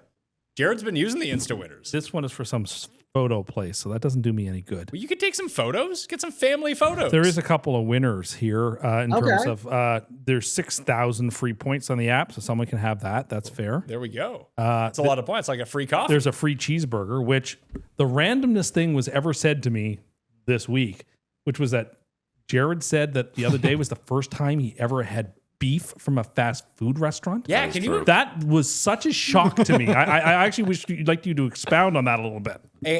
Outside of, I'm somewhat with you because I mean I don't eat a ton of fast food, and I always grew up as a kid as a big nuggets guy. Yeah. So I would go and get nuggets. I always got beef at Wendy's, or I'd get a spicy chicken, I suppose. But at McDonald's, I couldn't tell you. It's probably been like 20 years since I had a Big Mac. Oh my God, yeah, no, it's a McChicken, Junior Chicken, KFC, obviously, Mary Brown's, obviously, chicken, and then like A&W chicken fingers. But then Tim tried a flamethrower at Dairy Queen. Fuck me, was that good? Oh my God, was it good? Probably spicy, but it sounds good. Was it as spicy as your Popeye sandwich? Well, I don't know. Probably not. The ghost pepper one. Oh my The ghost goodness. pepper one's pretty spicy. So there's 2 free cheeseburgers that have been won here, which is obviously it's no use to Jared because he doesn't eat beef at fast food places. I am now. Okay. Well, Turned over a there's- new leaf. there's Well, two- I was wondering if that was like an admission of I don't go to fast food places, or more of just like I get chicken when I go to fast food places, because I'm generally in that realm too. Which is odd because any sit-down casual restaurant, I usually go burger. That's even stranger. Then. I know. That is very strange. But we're turning over a new leaf. So Although I'll I take think the I'll take quality of a burger at a sit-down restaurant is much higher than the quality of a burger at a fast food joint, where I think a chicken sandwich, I don't know, there's only so many ways you can take a fillet of chicken, bread it, and deep fry it. Like it all kind of comes out the same. That's the thing. It's the nervousness that the beef is subpar. Yeah. Well, if you had to rank like the quality, not how much you enjoy them, but the actual quality of burgers from all of these places, like Five Guys is number one, right? Five Guys, I mean, I said this off air the other day. It's like Five Guys is very good, but You love their hot dog. that was awesome. But I don't find Five Guys is so good that it justifies a significantly higher price point. I don't even consider a Five Guys like fast food, if that's fair. It is, but it's like yeah. It's just like it's a rung up. It's Like a food just truck. not quite. Almost. Yeah, It's got that so vibe.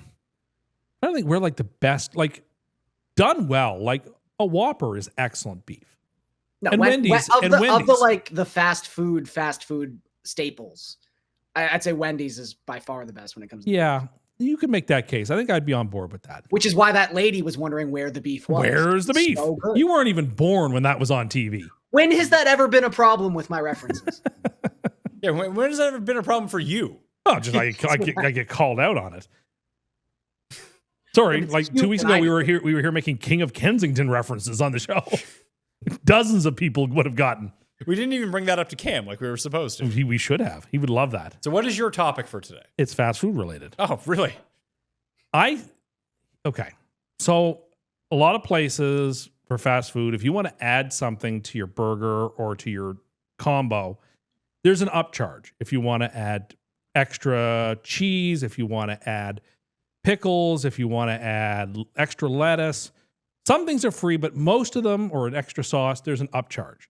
But if I get a McDouble and I ask for no cheese, I don't get a discount.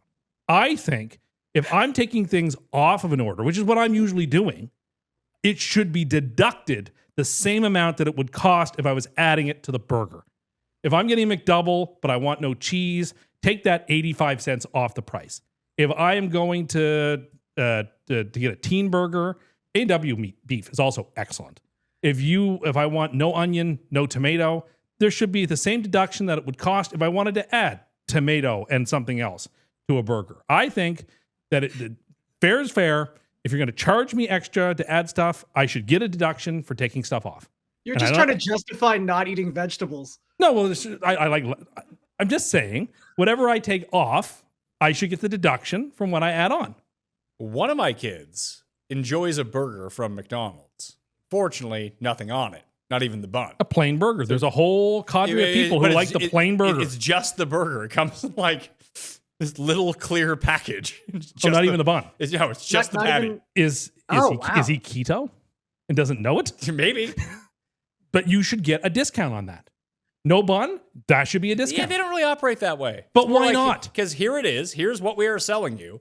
Any adjustment up or down is work on their part now. Yeah, still extra work. It's no extra work to not put the tomato Yeah, on. because then you really have to pay They're not like attention. the Like, pre-made. what the hell doesn't this guy want on his burger? Like, there's the the standard way ticket comes out and says there's no the, tomato, there's no the ketchup. There's the standard way to do it. Here's how we do it every single time. And then we have this guy who wants 8 things of the 9 things off the burger. Now I got to really pay attention. I should get the deduction you because I'm shouldn't get not the deduction. eating the tomato. I'm not You're eating the kind cheese. of a problem customer. No, I bet you. Well, put it this way: I bet you at least half of people who go through and order a burger that has a bunch of stuff on it make some sort of modification. Half the people do. Half the people don't. Half the people do. Can I just say right off the top, I already feel like this premise is flawed because very rarely, I could be wrong here, but like generally speaking, if I'm like, can you put a couple more like onions on that? They don't charge me extra for it. Sure. So then the onion. Bacon is like something you have to get charged extra for. Cheese is something you have to get charged extra for. So all the things that you wouldn't be removing from your burger anyway are the things that actually cost the extra money. Not Like, always. Not always. Like McChicken sauce. You want to add McChicken sauce to your burger? There's Again, a cost to sauces that. are different. I'm just saying, you're the one looking to remove like tomatoes and lettuce and onions. If you order a burger at McDonald's and ask them to put a tomato on it, there's an upcharge for that. Is no there? doubt. No doubt there would be because it's not conventional. Are you sure? Are you sure? Yeah, like some things are gratis and some things are not. because there's So even the setting where like you can, if you're doing it at the machines, you can go like light onions versus Mhm. no onions versus like, and that's there's no charge difference in those things. So I don't know. I like again, I think the thing that catches you for additions are like proteins and cheeses. Or like if that's- I'm going through the drive-through at Tim Hortons and I want a black coffee, that should be cheaper than a coffee that has cream and sugar in it. You're really nitpicking here. No, I just think And- I and- just think Are, I should. are you going to not order the black coffee Well, because no, I it just costs think- the same? Then I just what think do they care? if I'm ordering something that's less than I could get, I should get a little discount because I have to be charged if I'm getting more stuff. It's But just like, ju- could you it's order just- a coffee and say like, don't give me a lid and like save 10 cents that way? Like, where does this end? I don't know. Whatever they will extra charge me for extra, I should get deducted if I want less. Yeah, but nothing's ever going to work. I'm out. gonna bring Tim Hortons drive-through a coffee that I made at home and charge them $2. No, that's okay. Put the ball Now- in their court. Now you're being hyperbolic. My point was, if it's free for extra, it should be free to take off. But if it's extra to add, it should be a deduction to take off. I don't think they charge extra for vegetables. Yeah, they do. They charge 50 cents for a tomato on this spicy chicken thing that I just looked There at. you have it. So if 50 I cents am is steep. So if I'm ordering something that has a tomato and I say no tomato, please, because they're You yucky, want 50 cents back. I think I should have a 50-cent deduction. Again, your misconception of business is just very bad. Well, I understand why they don't do it. Stop going then. Protest. Well, no, I understand. Nobody does it. But I'm saying they should do it. It'd be great. Sure, there's lots of things that would just be great in the world if things were way cheaper. There's no reason that they couldn't other than... But there is a reason. It's called bottom line. If I'm asking for less, I should get a little, it should cost me a little less. If I'm asking for more, it should cost a little more. That's okay. Since Garion is here today, and we are doing some nostalgia-based bits, I went into the Dear Custy at gmail.com email for the first time in 5 years. Oh my goodness. There's a lot of missed emails in here. So I got 2 for you. Queued up. Ready? Okay. Dear Custy, what would be your perfect bachelor party weekend? Interested in how many buffets make the agenda? Lots of buffets. We should start with where are you going? Yeah. Somewhere we can play golf. Okay. Somewhere you can warm play where golf. we can play golf. It's Or, like South Carolina, Vegas, like what Or- are we thinking? Or I have this idea. Wouldn't it be fun if you did a bachelor party? So there's this train that goes from Toronto to Vancouver. And like it has fantastic views and you can get the all-inclusive meal package. If you just like all got on a train and like just did this train trip, I think it's called the Canadian. You go from Toronto to Vancouver, you go through the mountains. how long does that train take? Probably a 2 or 3 day train Oh, journey. I think longer than that. What's it called? I think it's called the Canadian. And you go from Toronto, like Union Station to Vancouver. So you and the boys are just running train on your bachelor party? Goodness. But like that would be cool. That would be a very memorable experience. Average duration, 4 nights and 4 days. Okay, so it's a 4 day. Stuck on a train. Although this becomes a greater conversation where I feel like bachelor party and bachelorette party expectations have become so much higher now, where 4 days for a bachelor party, that would have seemed crazy 15 years ago. I'm almost not batting an eye at that. It used to be kind of go out the night before the like- day of the Yeah, wedding. It was like this. It was like the night before, or like the weekend. Now I feel like before. everyone wants at least a weekend. Well, it's not that everyone wants the entire weekend. It's Some just people have 2. It's just that some people have 3. Yeah, I suppose. I had to go on them all. In multiple different destinations, Yes, too. that's unusual. But because the expectation has changed from go to like your local dive bar the night before the wedding to let's go somewhere. Like I went to Phoenix for mine. You did. We weren't going to go to Phoenix for 24 hours. No, I mean, and Like once you're there, you're kind of there. I've done Yeah. several destination bachelor parties. I've been to Montreal. I've been to Phoenix. I've been to Miami. I've been to Las Vegas. Like, yeah, those are like, you're not doing that in a day. Those are like commitments. Although Vegas is not a place where anyone should spend any amount of time. Well, it was fun. It was fun. I hadn't been there yet at that time, so it was Okay. my like introduction to it. But I'd like to go somewhere if we're not taking a train. Okay, if we're not taking a train. Could you spend 4 days on a train though? Oh, No. Like, does it stop any? Is it like a cruise ship where it stops at No, places? they and you make- like, explore? They make like their stops for people to get on and Oh, off. you don't get off. Oh no, Do you get the train back? no, you don't have to get the train back. Oh, okay. You can fly back. Oh, so that's the other part of this is we're expected to then fly back to where we started. You'd have to fly. Really, you don't have to fly back to where you started when you go on a destination bachelor party It just already. feels Yeah, like but- if the whole party has been transportation, you shouldn't have to take another Yeah, transportation. but the train to is all home. part of the fun, right? They go through the mountains. You can observe stuff. Yeah, I don't know. It would be a lot of fun. But if you're not doing that, then yeah, somewhere nice and warm where you can play some golf. Nothing too crazy. Something chill. Okay, well, talk us through it. Like, what are we doing besides playing golf? Going out and having nice dinners and playing golf. That's enough for me. Okay. Nothing beyond that. Nothing wild. Nothing crazy. I'm not interested in going to the clubs or anything like that. That doesn't do it. That was for very me. close to the 6-7 dance. It was like we went on a bachelor party. Remember where we ended up going to a nightclub? I didn't like that part. When was that? When we went to Montreal, went to a nightclub that night. We did. We went to the one that Jacques Villeneuve used. Is that the one where I passed out? 'Cause Yes, I the may very have same. taken something that I shouldn't have taken and then ended up face down on the ground. I wasn't going to say anything about that, but that may have been the same place. Fortunately, there was a nurse and a paramedic as a part of our group, and they got me out of there and got me hydrated again. Correct. But like You could smoke in that place. that was like the last weekend you could because it was like part outdoors, part indoors. So like it was like a 50-50 thing. But like that to me, the whole nightclub going out, that's no fun. We were also a lot younger on that particular bachelor Yeah, it party. was 10 years ago. Yeah, I was gonna say, I feel like the general trend that I've seen in the last like 5 years as I've transitioned out of my 20s into my 30s is a lot of my friends who are talking about this stuff, you know, in whether it's in the near to not so near future. I feel like Tim sort of just outlined what a lot of them say. It's just like we'd get a house somewhere, we'd play a couple rounds of golf, and we go get some nice dinners. Like that's it seems like it's kind of the par for the course, really. It's like the time that's the time you spend together is the purpose of the bachelor party. True, but I think a lot of it has to do with the age that people get married at now. I think that's right. Is that Yes. by the time that Yes, people are sure. now getting married, generally speaking, you have a lot. Most people have more money at 33 than they did at 21 Sure, and to also go on some of these things. less energy at 34 than Yeah, they had at imagine- 22. I mean, by the time you get married, you'll be probably at least 40. I'm 40. And shout out to Chris Meany. It's his birthday. Oh, a happy birthday, Chris. He turned 40 today, too. big 4-0. We're all just so old now. So my point is, I don't see the intrigue in going to a loud, crazy dance club for you're not hanging out with each other at that point. You're going to a dance club and like drinking, and it's loud. Then you got to find cabs there, and you got to find cabs back, and the whole thing is just a production. And I don't have any interest in that. Jared, you're the local youth on this show. Yes, yeah. You've been in a long-term relationship. If you get married, what do you want to do for your bachelor party? And is Cust invited? Yeah, he's a mainstay. It's exclusively nightclubs. No, honestly, it'd probably be the same. Probably be a weekend away somewhere playing golf. It'd probably be a lot of drinking, honestly. Yeah. A lot of drinking, a lot of maybe some poker, going out, seeing the sights. Yeah, a dinner, a night out, and then golf the rest of the time. Yeah. Dear Custy, why does everyone suck at driving in the snow? Will you please educate the people on how to properly drive in the snow? That is assuming that you don't just have your dad pick you up and drop you off, like he does with the barbecue and snowblower. Okay.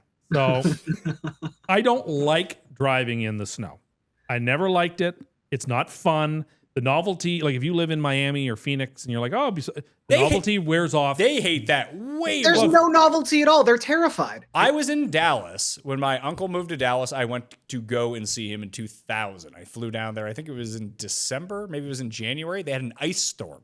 They're not good. I was 15 or no, I was 16 because I could drive. I had to drive one of the people's cars because they don't know how to drive in snow And or ice is worse than snow. Yeah, well, they don't have snow tires for No, one thing, well, and that's they it. have no like salt or sand to put on the ground. Have yourself a set of snow tires and look where you want to go. That's the number one thing. Where you look is where you're going to end up driving. If you get into a skid, you steer to where you want to go and you look to where you want to go. You just don't just tap the brake and panic. You have to take deep breaths. You got to be calm, and you have to just you need to steer where you want to go. I know that sounds rudimentary, but that's actually what you need to do. And take it easy. Don't worry about the speed limit. Drive to the conditions. And if possible, don't drive, because there's very few instances where you really need to go out in super bad weather. Because you can just order Uber Eats in and then not tip them. Well, we discussed that you actually have to give a larger tip for those people, although You're recommending that people don't go out, and then you're ordering someone to bring you food. But then when I said that, you guys were like, oh, but those younger people love driving in the snow. I love driving in the snow. I don't like being stuck in traffic in the snow, but I can start fishtailing everywhere. To me, that's not fun to me. It was better than when I drove a stick and I could just jam it into neutral and then jam on the e-brake and start swinging around corners. The best. Yeah, I mean, there are people I've heard that if they have the handheld e-brake, will use it to keep the car they'll tap it to keep the car online as they're driving in the snow. Who does this? I've heard of people who does this. I've heard stories of people. I've never been in a Are car they where it's really happened. old people? Yes, they are older people. So I mean, maybe that was a way people were taught to drive in the snow. I don't know, but cautious. Look where you're going. Take a deep breath. Make sure you leave extra space between you and the car in front of you, because you cannot stop as quickly as you can stop on a normal day. Yeah, but then if you're really close, then that gives you the ability to improvise and start swerving this way and swerve around cars. Driving the snow is a lot of fun. I don't like it. I try not to, but if you have to, be super cautious. Garion, do you have a license? Yeah. I don't know. Listen, you've lived in the city all your life. I know a lot of people who I met in Toronto who've lived basically downtown or on the subway line their whole lives. They don't have a license. Yeah. Well, I mean, I grew up in Scarborough. that's if you wanted to get anywhere. I know any real estate listing you find that is for Scarborough talks about how it's steps from the downtown core. That is not true. It is an hour and a half on the subway and on the bus lines. No, I was the only friend in my immediate friend group that had a license from the age of like 16 to 21. So I drove everywhere for a very long time. You can submit questions at dearcusty@gmail.com now that I remember what the password was for this account. It's been a while. Arkel has a question. This is back before Arkel made all of the thumbnails for the show. Sure, I'll happily answer Arkel's question. Dear Cust, should bidets be a requirement in every bathroom in the Western world? Yes. Not a requirement. Should be. You know, there are a lot of buildings where the plumbing like literally don't allow for it. That's not true. It actually is anything's true. a bidet if you want it bad enough. You can buy like the bidets that we have at our house are just clipped to the bottom of the. Yeah, but there are some buildings where like because of the way the water pressure works in the building and the way the circulation goes, you're not allowed to install them. Yeah, but it's not like a real bidet. It's not like you have a separate device which would have its own plumbing. No, it's one that's like attached to the tank. You can have those. You can have one. I don't have a problem with them. I don't think it's required. Like this isn't Europe. Yeah, but it could be. This is like something we should import over from Europe. Do you think like the public restroom situation is better in Europe than it is here? You have to pay for restrooms in Europe in a lot of places. And also, I've paid €1 to shit in a hole. So it's count your blessings here. Like you do not know what you're getting in Europe. I don't know. I mean, I don't like to use public facilities at all unless it's absolutely an emergency. Wouldn't it be better if you had a bidet in it though? Other people have been like touching it, and I don't want to Why are touch. people touching the bidet? They would have to Were they- hold on I to hope something, they wouldn't wouldn't they, be or push a touching it. button, or flick a switch, or something? There's the switch. It's not on. I the want to thing. touch as few things as humanly possible. Well, you might when touch I'm in a public. shit if you have to wipe I don't your want own to touch, ass. and I want to touch as little as humanly possible when I'm in a public washroom. Those are full of germs and they're gross. You not and know I how to don't- wash your hands? I wash my hands thoroughly. And then that's why I don't like the places that don't have the paper towel, because I need the extra paper towel to open up the door, because I am not touching that door handle with my bare hands in a washroom. No, thank you. I need that extra paper towel. So I go in there and it's the hand blower. Then I have nothing. I have to like put my arm in my sleeve and like get the door open, because I will not touch a bathroom door handle. But they say that's worse because then you can't you carry those germs around with you on your clothes. As I'm opposed not to your hands, where you just touching wash your a hands. dirty bathroom handle with my bare hands. That's not happening. You're going to wash your hand. You're not And going now to it's going wash to be your. full of germs immediately. Yeah, but now your clothes is full of germs that you're wearing. I don't like the whole, like, I'm happier when it's a situation where there's no real door and it's like the circuitous entrance where there's no, like, you don't have a door you have to open. I Like, can't where remember if we've talked about this before, but Tim, do you have like outside clothes and inside clothes? Yes. Really? Figured. Well, yeah. Everyone That's what I does. figured. What do you mean? Like, I have t-shirts that I only wear inside. Like that you sleep in? Yeah. Okay, I think that's Or what he's pajama talking pants. about. But I more That's not mean what he's like if talking you about. wore a shirt outside, could you then like lie in your bed wearing that shirt? Knowing Oh, it I has, know. like, I would not outside lay in germs? my bed with my clothing that I wore outdoors. I would do it all the I would time. want it to be washed. As someone who naps every day, just jump into bed with whatever. No, if I'm wearing clothes and I come home, I don't want to lounge around in the clothes I've worn outside in the public all day. They're covered in germs and they're dirty. And no. So you change clothes when you get home. I'll put on something comfortable like a t-shirt and a pair of pajama pants. Like or something. any time that you go home, you're immediately out of the clothes that you were just And I wearing. will change into like, lounging clothes. Yeah, absolutely. Like a pair of basketball shorts and a t-shirt. I like lounging clothes. Lounging. Yeah, I'm not going to wear. In my like- head, it was like Tim in a smoking jacket, despite the No. fact that it's him in basketball shorts. Yeah, like I'm not going to wear like a pair of blue jeans and a golf shirt that I wore outside, like in the house, like on my furniture. What? So when you have people over, Oh, how- well, how it does is what that it is. go? It is what it is. Would you change into clean clothes? I mean, Cust also lives by never having people over, so that's helpful. I just Well, don't, then why does he have all those backup birthday cakes in his freezer? just in case. My point is, Spoiler, they were for him. they weren't initially for me. They were for Ralph. It's not happy birthday, Ralph. It's happy birthday, me at half price. No, yes, when I go home, I take the clothes I'm wearing out in public off and I put on clean lounging stuff. Like how soon after? Like when I get home. That's what I Like do. your It's a- first trip is to the bedroom to get. yes, to change into something else. Because I'm not going to sit around all day in the clothes I wear out in public. Doesn't that just seem like a waste of utilities? Like, don't you just wash more clothes inevitably, which is a waste of money? Like, how often are you reusing clothes? Like, how often do you wear the Yes. same pair of pants during a week? Never. They're dirty. Oh, No. Okay, but really? No, I don't wear dirty I think I've laundry. worn these pants like 3 days in a row. Pants and Tim, like- hoodies. like the basketball shorts or whatever you're changing into when you get home, like you could wear those like 3 or 4 days in a row, right?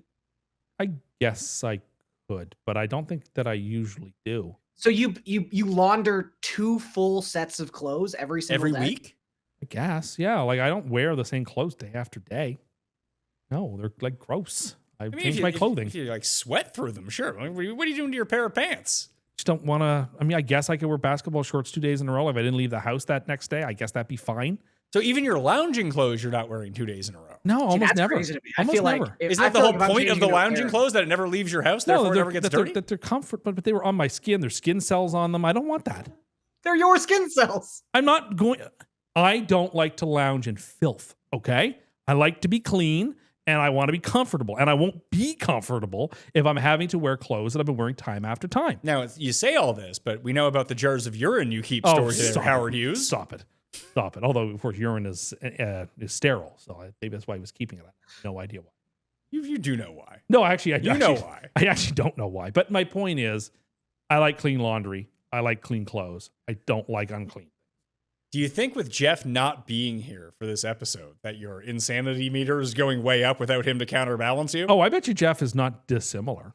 Oh, Jeff is No. way too lazy to change his clothes. Jeff has a pair of shorts he wears for like How 3 often are you months changing your before those linens? get changed. I was just about to ask that. How often do you wash your sheets? Every week. I mean, it depends on what happens on those Every linens. week it gets washed. That's a well, good I mean, call. I suppose it could be washed more frequently than that, but Yeah, every week, every 10 minimum. days or so. Yeah. With kids, we have to change them more because they'll come in and get their kids 10, grow up. 10 and days would be like the max, but like every week minimum. You know, sometimes they don't even turn over hotel rooms. They just say that they do. No, I don't think that's true. Not good hotels. They change the linen. Yeah, you say that. And I always want new towels. I don't like using the same towel multiple times in a row. See, either. that doesn't bother me at all. Whoa, whoa, whoa, whoa, Yeah, but whoa, your whoa, biggest thing was, I remember that you would get into the shower while it was still cold because it was wasteful with water. Yeah. And everything that you've just pointed out is the most wasteful thing in the world. It's not wasteful. It's Wait, about my Tim, so Okay, so my preference of stepping into a hot shower instead of a cold shower, not the same thing. That's wasteful, but doing your 8 feel loads like of laundry I've just a week. come out of the shower and I'm clean, and now I'm going to use a towel that I've already used to dry off with. Stop. So I prefer put- not to do after that. every single shower, you launder a towel. Yes, although recently I've been doing a lot of my showering at the gym, so I get a fresh towel for that. Those every time. I hate showering at the gym only because the towels are so well, bad. but I don't like carrying around wet towels, so the convenience factor to me is worth it. Even Yeah, though the but towels it aren't that doesn't- great. Those Those don't even towels- dry. We'll They're get so two. thin. We'll get two. You can get to, but they don't They dry are you thin, off. but they do, but they're not as good as like a good towel. Granted, but I just don't want to have to drag around an extra wet towel. Wow. I like I'll clean admit, laundry. like, I do a lot more laundry now that I have like en suite as opposed to going to like the murder basement I had to go into at my old condo. But man, I couldn't imagine. Like I'll probably like shower 3 or 4 times before I use a new towel. Absolutely. Yeah. Like, how Yeah. often do you do laundry a week? Any laundry, all laundry.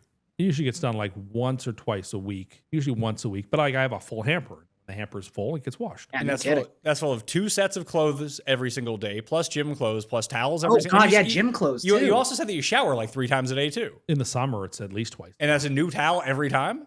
I could abide the same towel on the same day, but I usually would use a different towel. I have but lots it, of whoa, whoa, towels. whoa, but it would be more. I would still That's use. ridiculous because it would still be budget? wet. I mean, most people have a lot of. Do you have one towel in the house? I don't, but by the time, if you're doing it 3 times a day and you're changing towels, like you're up to like 20 towels. It's not usually 3 times a day. It's like 2 times a day. Okay, so you have 14 towels just hanging around for yourself? We have that in like our house of 4. Whatever. Like I don't like. Why? You got no room for paper towel in your house, but you have 14 towels. Most people have several towels in their linen closet. Sounds I like don't you have like a never linen go through them. closet, so- No, you just never use them. You just have a stack of towels and you just rotate through 2 of them. I mean, most of the time for me, that's what I do. Okay, well I use the towels that I have because I like to be clean. Yeah, but why do you have so many towels? People have a lot of towels. Dude, when you say most people have a lot Sounds of like towels, you have a lot of towels. You just don't use them. I have a lot of towels because I have 4 people in my house, soon to be 5. You have 1 person. Okay, I still have lots of towels. How many towels you got, Garion? 4 for 2 people. But again, I don't have a linen closet, so When I moved to Toronto, I bought a pack of 4, and it was Yeah, 3 that- too many. Yeah, that seems like a good amount. 4 for one person? Yeah. Run through those. Unless you get it like dirty. Yes. Yeah. Like when you're drying off, you're clean. Yeah, but again, there's Yeah, if skin anything, the cells towels. and Yeah, I don't. that's the best time to use clothing. I like or to towels. use fresh towels. I like that. Okay. Sorry, I like fresh towels. I like fresh linen. I like fresh laundry. It just seems very wasteful. No, it's not. It is. You're doing way more laundry than you have to do. I just wouldn't have the mental bandwidth to fold laundry that often. I don't think anybody's saying that we don't enjoy fresh laundry or fresh Yeah. towels. That, Not enough, That'd be an obviously. insane statement. Not very much, obviously. We're trying to be economical with the laundry that we're doing. Or Just so you're not constantly doing laundry. sounds like an excuse for sloth. I mean, Tim, how- you sound like how an excuse long- for OCD. No, it's not OCD. I just like clean stuff. Tim, Like it was rough in Montreal when we had The pile of towels. 12 people and we had 12 people and like 8 towels. Yeah. And like that laundry wasn't being done every day. So like I had to reuse a towel like twice and it was cringy. Even the second time I was like, oh, I had to use this towel. And like, it's not even completely dry because it wasn't like good air. Like the airflow wasn't great in there. Like the third time it's like, You want to hear something Well, awful? People definitely dried their hands in those as well. Oh, yeah. oh, I definitely did. 100%. And if there was water on the ground, I used it to wipe it out. oh, I said, who did everyone? Free towel. Perfect. Wipe that shit up. and also you're 100% sure it was the same towel you got to use all those times? well, I would try to hang it in a particular spot. Yeah, that didn't matter to anyone. or like, no, it's the third one in or something. So like I knew it was and maybe it mine. was still wet because someone else had used that towel in between. They most definitely did. Probably did. But it's like, you know, I dealt with it. And set your alarm and didn't get up. Sure, we've been through this. I'm an imperfect person. I grant that. You gotta get up, Garion. You gotta set your alarm super early, then not wake up for it. I woke up. I just went back. In a room full of people. With 2 people, and only one of them yelled at me. Well, the other one didn't know you. It was like terrified of you because he thought you were an insane person, which is true. I like Mike. Mike's a great guy. He was very happy the Jays won. Mike used his one time last night. Well, that was a bad time to use your one time with another series to go. You know what? I'm not here to judge when people want to use their one time. Tampa Bay is playing New Orleans this week. It's in New Orleans, and Tampa Bay is only a 4-point favorite on the road. 47 is the over-under. Not sure on Bucky. Not sure on Godwin. Egbuka played, so he's going to play. Bethune. Baker looked bad against Detroit. Well, he didn't Like, he have. looked bad. Detroit's an excellent team. He's allowed to look bad at a game. okay. I agree, but like, Just like I didn't overreact when the Lions played poorly week 1. I'm not going to overreact. I'm not saying he's going to play again the next week, but it was a very inevitable outcome of, well, he's most definitely the MVP. And Well, then he has- wasn't gonna play- has the worst possible game and the biggest Wasn't going to spotlight. play awesome in every game. I think they get right back on the horse and they win this game. Okay, do they cover the spread? Yeah, I think so. I do. I mean, well, I don't think New Orleans is nearly as bad as I thought they were going to be this year because they're still like in almost every game. I think Tampa is still a cut above most teams in the NFC. And so even though it's in division and you're laying more into field goal, I think Tampa's valuable there. And so I will take them. Who was it that I saw? Tampa's defense was missing someone. Someone left the game. Then they were being evaluated for something or other. You know, Garion, that guy. Whose Yeah, name that guy in that game that I watched last night. Always wore a shirt. I will say that I guess the only fear I have with backing Tampa, and I will pick Tampa. You keep chugging that water, girl. It doesn't say that. Don't be mean. How often do you clean that? Oh, every time. Like you put it like in the dishwasher every night? I rinse it with soap and water every night. All right. Like hot water and soap. Yeah. Okay. Kidding me? You know the bacteria that would grow in there if you didn't? How often do you do? Oh, Have you ever washed that? I've had this for 5 years. Guess how many times this has been washed? Probably fewer than one. No, it's not fewer than one. It's harsh. Well, by the way you Fuck described you, no, it, that's harsh. so you wash it as often as you eat It's hamburgers. less than 10, though. Like, think about it's water, it's bacteria, it's still like think of what you're consuming. Like, He's making his immunity strong. 100%. Building up that immune system. Haven't been sick in a long time. It's like kids that eat dirt. You gotta let them. I want to take I was not Tampa. allowed to do that. What's that? I wasn't allowed. I was to gonna do say that. quickly though. I think the fear that I would have is that we kind of saw how this could go wrong in week 7 with the Saints. I know they didn't end up actually covering that game, but like, I don't know, Rattler, he looked so bad for the first like 2 quarters of that game. And then he played pretty well in the second half. That's the Rattler. I feel like there is the capability of a backdoor cover here, but at the same time, what did I call Baker? Like the Peyton Manning of Ryan Fitzpatrick's. Yes, so that is correct. we got like the full Ryan Fitzpatrick experience on Monday Night Football. The Rattler man has great games or great plays and a lot of bad plays, but then he has a few really good plays, which is why he keeps starting. Because there are moments you're like, oh, okay, that was pretty good. Yeah. But I Because think every like Baker, this is going to happen to Baker. He's going to have terrible games, and I think it's just as likely he has an amazing game this week against the Saints. So I'll take the Bucs. It feels like it should be a good rebound spot. It ought to be. But it is short week. It's in division. It's on the road, and it's 4.5 points. I'll take New Orleans. Why not? Taking a lot of underdogs this week. Just hopefully it's the dogs are barking. Me and Cam are going to have very similar picks this week. Dallas at Denver. Well, you know what picks Cam have some. Yeah, I don't really remember. And Well, you forgot half the games when he did his fast as 60 seconds. So. which was going boom, boom, boom, boom, boom. Ron Ram. The Broncos are 3-point favorites at home. 50 is the over-under. Can Dallas's defense shake Bo Nix enough for him to go full? The Jets did. No. Denver's. You were about to say that the Jets have a much better defense The than Jets Dallas, and they have don't. better players on defense. Well, by their and large. defense as a whole, not Well, their I wouldn't last say 2 games, they've let up 11 and 13 points their last 2 games. Dallas can't claim that. I suppose that's true. Like the Jets' last 2 games have played much better defensively. The Jets are bottom 7. Dallas is third. Yeah, but they worst. were DFL a couple of weeks ago. Now they've like climbed up the ladder. The other games still count, but like their last 2 games defensively, at least, were significantly better improvement. Well, as of 2 games ago, they were dead last. Then Yeah. they played Bo Nix, and they moved up. That helped. I like Denver in the game. I don't trust Dallas. I don't Dallas trust- is fun. Unlike the Giants, who are actually not fun, Dallas is actually fun to watch. They have real playmakers who are exciting, who are talented, who do really fun stuff. Now, the defense being bad sort of adds to the thrill of the excitement. They're this year's Bengals. Like, I believe they play the Chiefs on Thanksgiving, like the 5 o'clock game. That's going to be a fantastic football game. Hope so. I can't wait for that. And the early game, I think, is Lions-Packers. Like, we are getting a loaded Thanksgiving this year. I'm very excited for these games. And I'm very excited for this game, too, in the sense that I expect Dallas and Denver to play a very high-scoring game. But in a Super Bowl rematch, I like Denver this time. So on the road this season, the Cowboys have put up 20 points, 14 points, 37 points at the Jets, and 27 points, where they've scored at least 40 in every home game. I just worry that the offense isn't translating outside or on the road as much as it is at home. And that's been a Dak trend for a very long time. He tends to be far better in Dallas than not in Dallas. I just really worry about this Denver offense. I mean, they scored 35 points or 33 points in 5 minutes on Sunday. Like, Denver has, gears. They can shift into gear where they're like really good, but then they go through stretches where they're just completely anemic. So if they bring their A game here, and I think they will, I expect Denver, this is a good test. For all these, all these early games are terrible other than the San Francisco-Houston game. This one's got some intrigue. I'm interested to see this ball game. It's so interesting because they've won their last 3 games by a combined 7 points.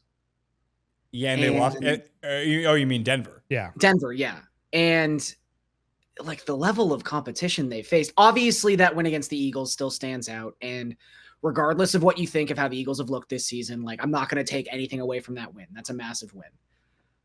But they also looked dead in the water for the first half. I just like they have a win over the Titans. They have a win over the Jets. Like and I'm not saying Dallas is just like a elite team, but I don't really know if they've had a game. And I know that I'm going to pick Dallas, and I'm going to be sitting there watching just this defense show up and the Broncos being able to move the football on a Dallas defense that's terrible. And I should have just picked the team that's probably fundamentally better and has the best unit. But I just can't really back Denver by a considerable point total at this point. I just don't really trust their offense that Well, I'm much. not convinced that Dallas doesn't have the best unit. Like their offense might be the best unit. That's possible. But I would they also say have the Denver's worst defense. But their defense is so bad. yeah. a fun Their game. defense is maybe the worst in football. Yeah, maybe. But sometimes that doesn't matter if you can. The Joe Burrow Bengals showed this enough over the course of like the past 4 years that like with a terrible defense, you can just still beat whoever if your offense Dallas shows is up. like 3-3-1. Like they're totally in the playoff. Very much so. I would actually, weirdly enough, I'm kind of rooting for Dallas to make the playoffs. It'd be fun. Because if Jaden Daniels is really going to be out for a bit and Washington's a dead fish, there's a path there for Oh yeah, them. Dallas could be a real spanner in the works. They could beat anybody in a playoff game because like they score so many darn points. Is there any path to them? I saw today that they were talking about trading for Max Crosby. Which would be weird given that they traded away Parsons. They would have, But they would get, I mean, I guess if you give up less for Crosby than you got for Parsons, and then I don't guess, and the Parsons was signed to the extension as well. I mean, it could work out. I don't think I would do that if I were Dallas. I don't think it fixes really what No, they need. They no. just need a whole lot of fixing. Yeah, one excellent pass rusher is not going to solve their problem. Just roll with it. You got these extra first-round picks and an offense that can play. Like Dallas has reason to have hope in the next couple of seasons. So, If they can fix the defense. but they'll have they have draft picks to do it with now. Top tier draft picks. I'll take Dallas in the points. Why not? Sure. Yeah.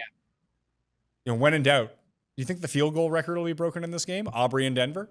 I hope so. Hope they give him a crack at like a 73-yarder. 73-yarder to win the game. Good. I wouldn't bet against it. If you gave him, if you line him up dead center and it's a 72-yarder, he's like 50-50 at best to make it. That's pretty good. Tennessee at Indy. Oof. Colts are favored by 14, 47's the over-under. Just thinking about making this my super lock. Yeah, I mean, there's every reason for why Tennessee should be the pick here. Why? Well, Because, what like, this reason is there to pick Tennessee? This is the type of spread that like Detroit should get against the Titans or like the top of the top tier. Here's the thing. This is the Is spread. This Indianapolis- is the spread basically everyone should Yeah, get. like- This is a spread Vegas should have got against the Is Titans. Indianapolis like as good? Like, are they like Detroit from 2 years ago? And we just don't see it yet. I don't want to take the Titans. I just don't want to take the Titans. So I think the Titans are probably the sharp side, but I will take the Colts. you cannot convince me the Titans have been the sharp side, and I bet on the Titans at any point of the but past that's 3 gambler's years. fallacy. Like They don't cover spreads. I know they ever. don't. Well, except when they play the Except for when they played the Cardinals, and the Cardinals basically scored on themselves twice. and they pushed Denver in week 1. Yeah, if you got that early. I enough. think Tennessee's got to be the sharp side. I just don't have the cojones to pick them. Indy just they have the best passing offense and the best rushing offense, Garion, right now. Yeah, and look, they're another team that you could probably poke holes in their schedule and say, like, who have they actually beaten so far? What quarterbacks have they actually taken down? But Doesn't matter this week. Titans, yeah, it doesn't matter this week. We already saw this game happen in Tennessee, and they won by 21 points. I don't know. I personally, I would say I'm vibing in the direction of Tim, where it's just like, I don't want to bet this game. I don't want to lay 14 points with Daniel Jones. But yeah, if I'm gonna pick it, I'll take the Colts. The Titans look terrible. Even the backdoor potential. Just like every time they try to backdoor a spread, Cam Ward drops the ball on the ground. Yeah. And that's the end of it. The Titans are the worst team in football. and I still think that's it true. looks like there's no Simmons or Snead in this game either. So they lose basically their two best defenders. Yeah.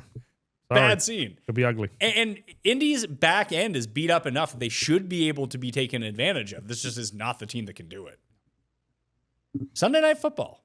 Green Bay at Pittsburgh. The Aaron Rodgers Bowl has Pittsburgh as a 3-point underdog to the somewhat underwhelming Green Bay Packers. Yeah, they're 4-1-1. So you look at that and go, oh, they're excellent. And like their Super Bowl odds are super high.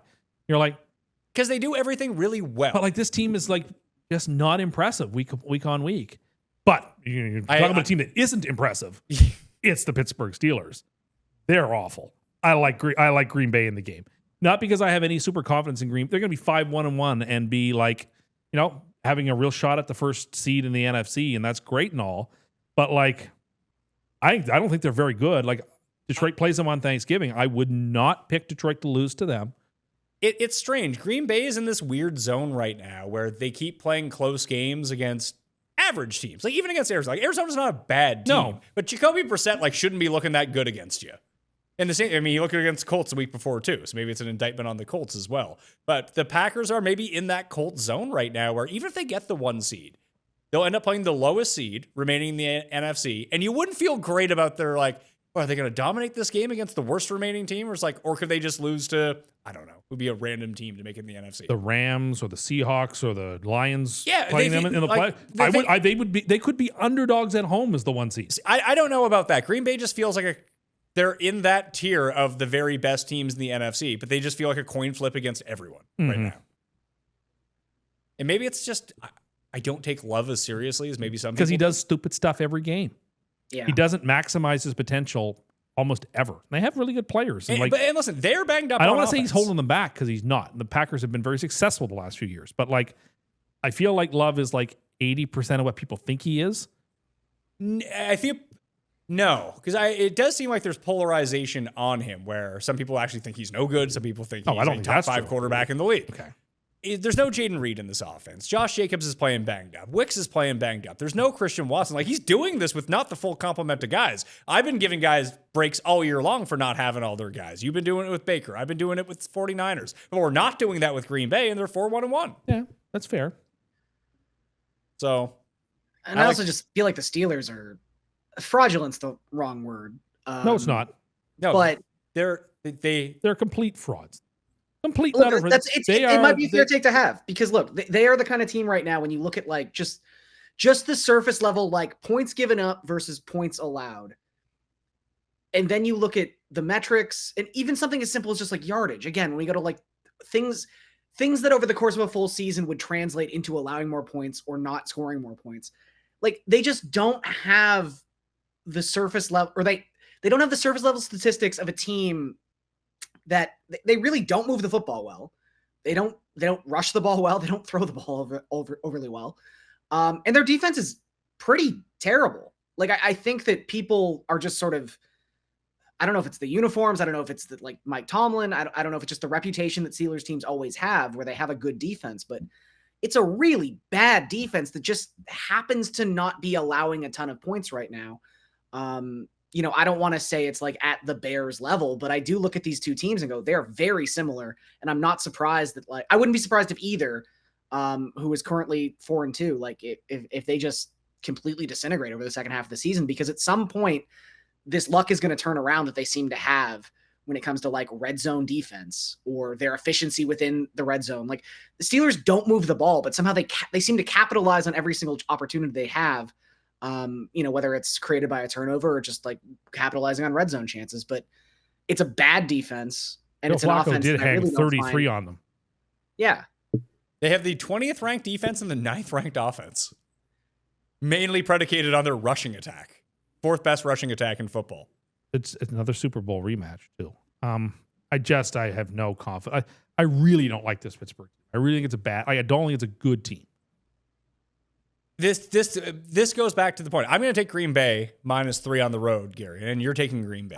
I'm But taking Green Bay too. when they lose 27-24, you're going to be like super stunned. Like, I'll oh be yeah. so annoyed. It's like, Like, oh, my- there's a DK Metcalf 94-yard touchdown. Yeah, the Steelers have won a version of this game. Like, it's what the Steelers do. They win these games where you're like, I don't understand it. I don't think they're that good, but they win. And maybe there's that's no an infrastructure thing. That's a credit to Mike Tomlin, but they're not good.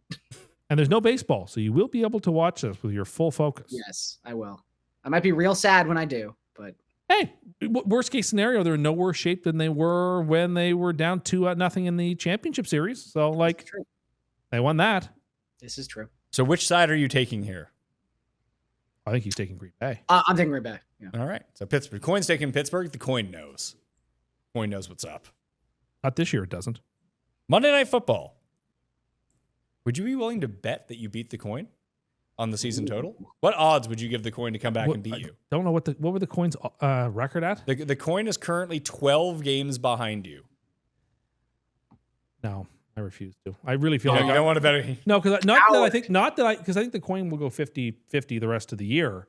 I believe that the other shoe's going to drop on me. I'm going to have like a 4-11 week, followed up by like a 6-10, followed up by like a 7-8, and then followed up by like a 4. And I feel like sooner or later I'm going to get got. So I don't feel like my hot streak is going to continue forever. I'm sensible enough to know that. Well, you're lipping the coin. I don't like that's that. You talk about canon. People know my dislike of the coin.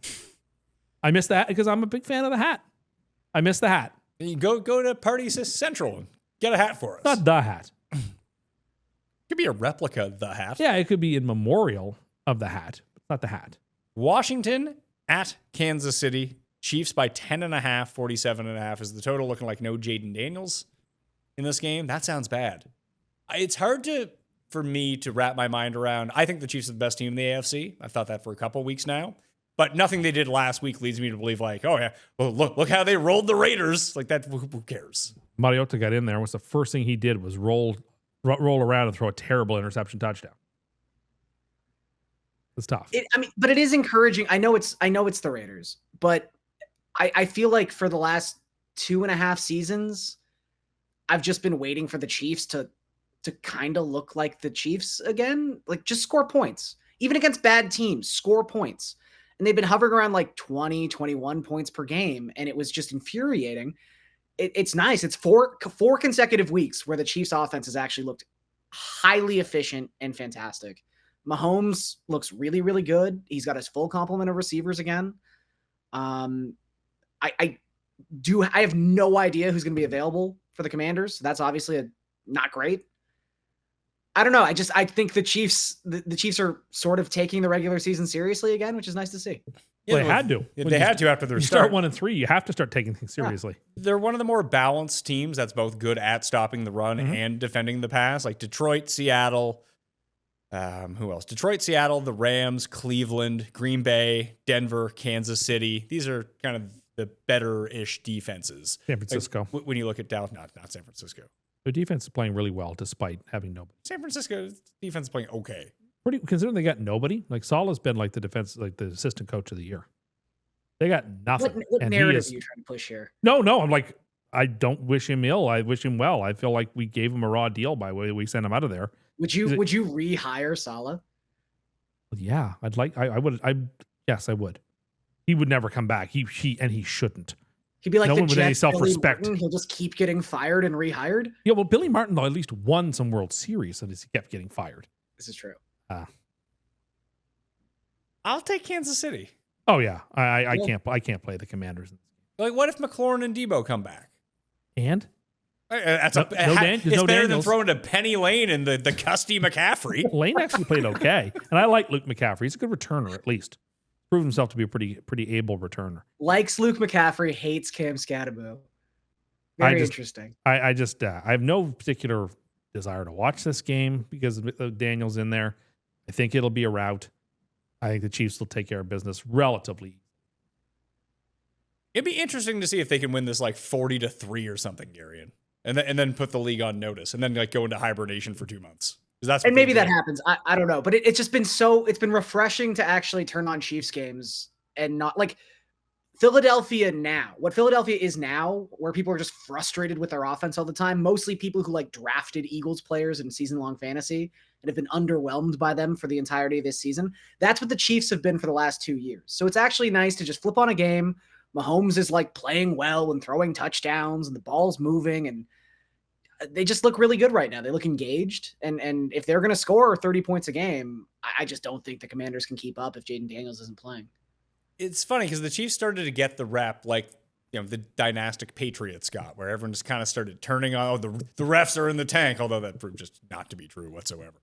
And then they got in the Super Bowl last year. But to me, they were always kind of like the Warriors, where no matter if you like dislike the Warriors or not, like Steph Curry's fun when he's playing well. Mahomes is just a ton of fun when he's playing well. Yeah.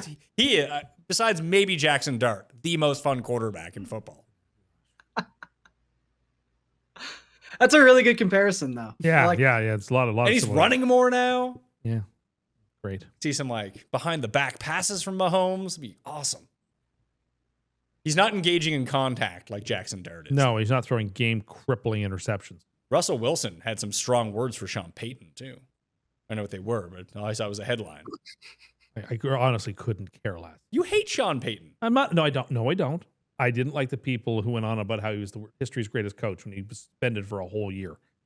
I feel like he really took the heat for everyone on that. He's the head coach. He's supposed to. Dennis Allen, looking pretty good in Chicago. He's a good defensive coordinator.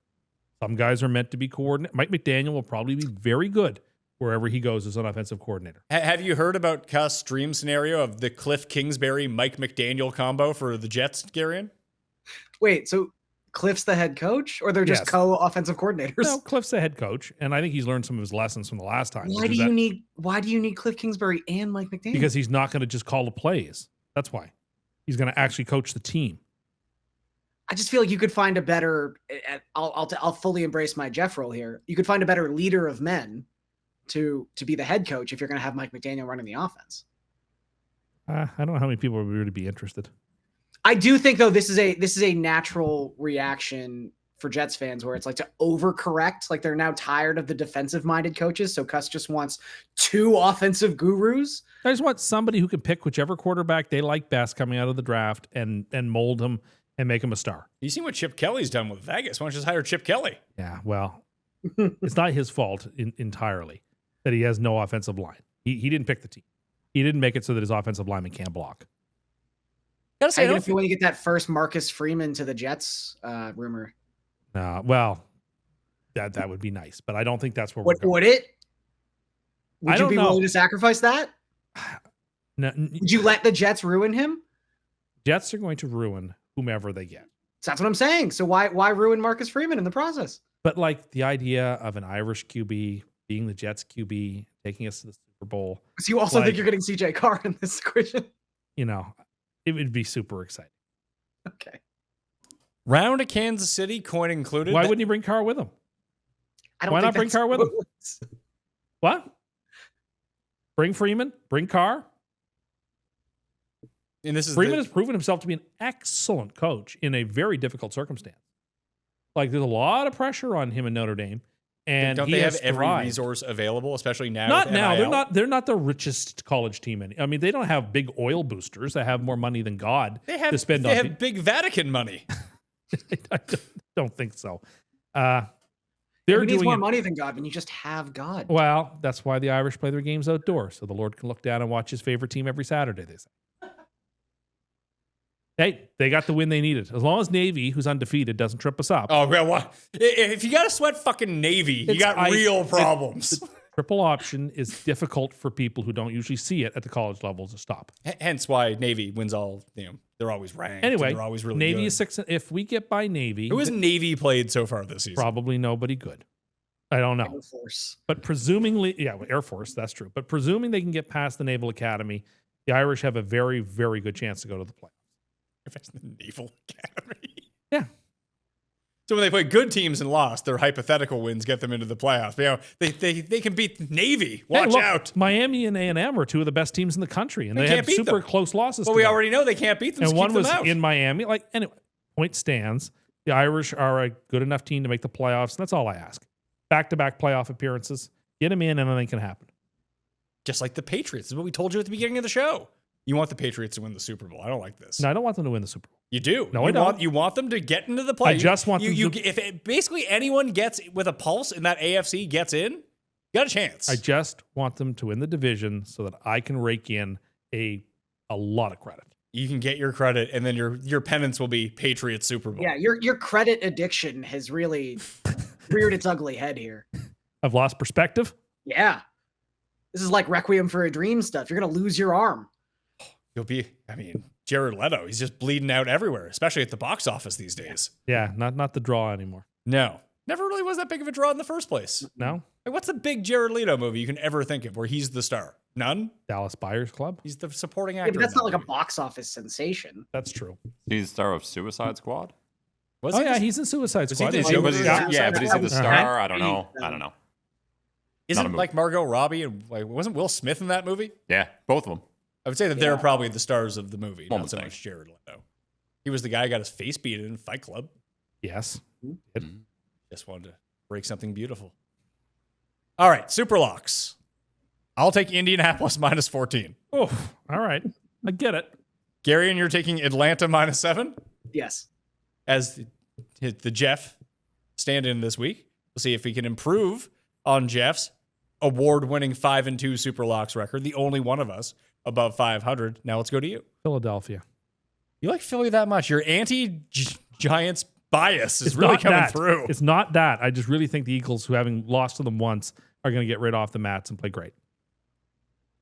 To go back to Cust's point about not trusting Atlanta, Garion, I am in a survivor pool. I have one team left. I think I have to use Atlanta because You don't. I've used the other teams already. I would not do that. Who do you have left? It's basically Buffalo or Atlanta. Do you have New England left? I do not. Do you have Just Tampa told you left? what he has left. I do have Tampa. I'm not using Tampa in New Orleans. I'm not using a road in division game. Coming off a short week. I'm just not doing it. Look, I can understand fully if you don't think the Falcons are going to cover the spread, but like the Falcons at home against this Dolphins team, like you have to take The Bengals? I'm not taking the Bengals. You kidding me? We've just talked about Jets money line. Just saying. If I'm If gonna you go, take the Falcons, so when I took you deserve- Baltimore. I took Philly. I got knocked out. Like, I've been knocked out of every other one. I made it this far. I'll take the Falcons. Okay, I just don't want to hear you cry. Because you quite aptly note the Falcons are untrustable. Sure. We But have now I'm swapped. gonna We've cry now if- body if swapped you- if here, this and doesn't work out you've for me. become. We have not, because I'm not talking about them being as a trustworthy team. I'm talking about them week 8 of Survivor when 15% of people are left. This is what we got going on. There's a couple big spreads here versus I've used New England. I've used Philly. Haven't used Buffalo. Like Baltimore would be the other one. I'm not Yep. trusting that first week Colts. back. You've used the Colts, I've definitely used the Colts. and you've used the Chiefs. And I've used the Chiefs. So it's between Atlanta, Cincinnati, and Buffalo, and Tampa Bay, and Baltimore. Like of those options, it's a play against Miami. It's like that one year where I just bet against the Jets every week. It was great. Should have done that this year Should too. do that a lot this year. I think they have a couple of covers. Yeah, that doesn't matter. No, It's not Survivor spreads. no. For Survivor would be great. Free money. What do you got? Buffalo, Philadelphia, Baltimore, and New England as a teaser. Who do you think blows that up for him, Garion? I mean, Baltimore seems like probably the obvious choice. I gotta think it's Philly. The Giants just beat them. This is true as well. They got dirt. And you know his touchdowns count for 2 because they're so exciting. I think we should have that game on the auxiliary screen so we don't. I mean, even that's see- probably but maybe like, San Francisco, Houston's just too sad because Houston's a sad team. Let's put Lamar on then. Yeah, I could Lamar's the main Lamar screen. Caleb. Yeah, Lamar you could Caleb put probably. Lamar. That's Yeah, main Lamar screen. Caleb probably is the best game of the early slate. I know which That's game. I know which TV the Jets will be on.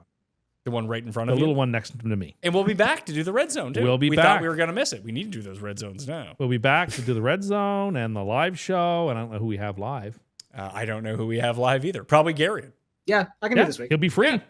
We're back on track. Softball season is over. Baseball isn't on Sunday night. He's hitting. We can get the who's not going to score the first touchdown. We'll just believe Garion of who is going to score the first It touchdown. will not be Quentin Johnson on Thursday night Another guy in your fantasy team because he just drops terrible balls. He has 15 touchdowns the last 2 years. I know he does, but I'm just telling you, it won't be him. You're mad at him. Yes, I'm Even mad though at you- him. I really wish Jeff were here only so I could grill him about those uniforms and whether they He looked doesn't even think worse. that they were good. If they were even worse in person than they appeared to be on television. Jeff might be at the Thursday night game. He seemed ambivalent about that because I don't know that he had the transportation nailed down to get from San Diego to Los He Angeles. wasn't going to take the booze cruise again.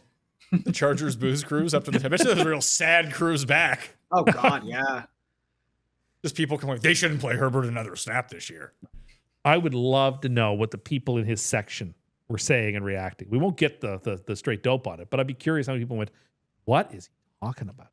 This is why Herbert should be sat down for the rest of the year. 2026 or bust. What? Joe Alt is. I don't know if he's going to be back for Thursday. He should be back the week after, though. That's a big boost for them. Sure. They need offensive line help. They're still very live in the division. There've been 4 games played in the AFC West, and the Chargers have won 3 of them. They've only won 1 game since you said they were the best team in the AFC, though. This is true. And it was They're against Miami, which they almost lost. Yeah, they're obviously not nearly as good as I thought, but they still have everything in front of them. Let's take a look here. Of the teams on bye, who do you think needed the bye the most? Arizona to get Kyler back.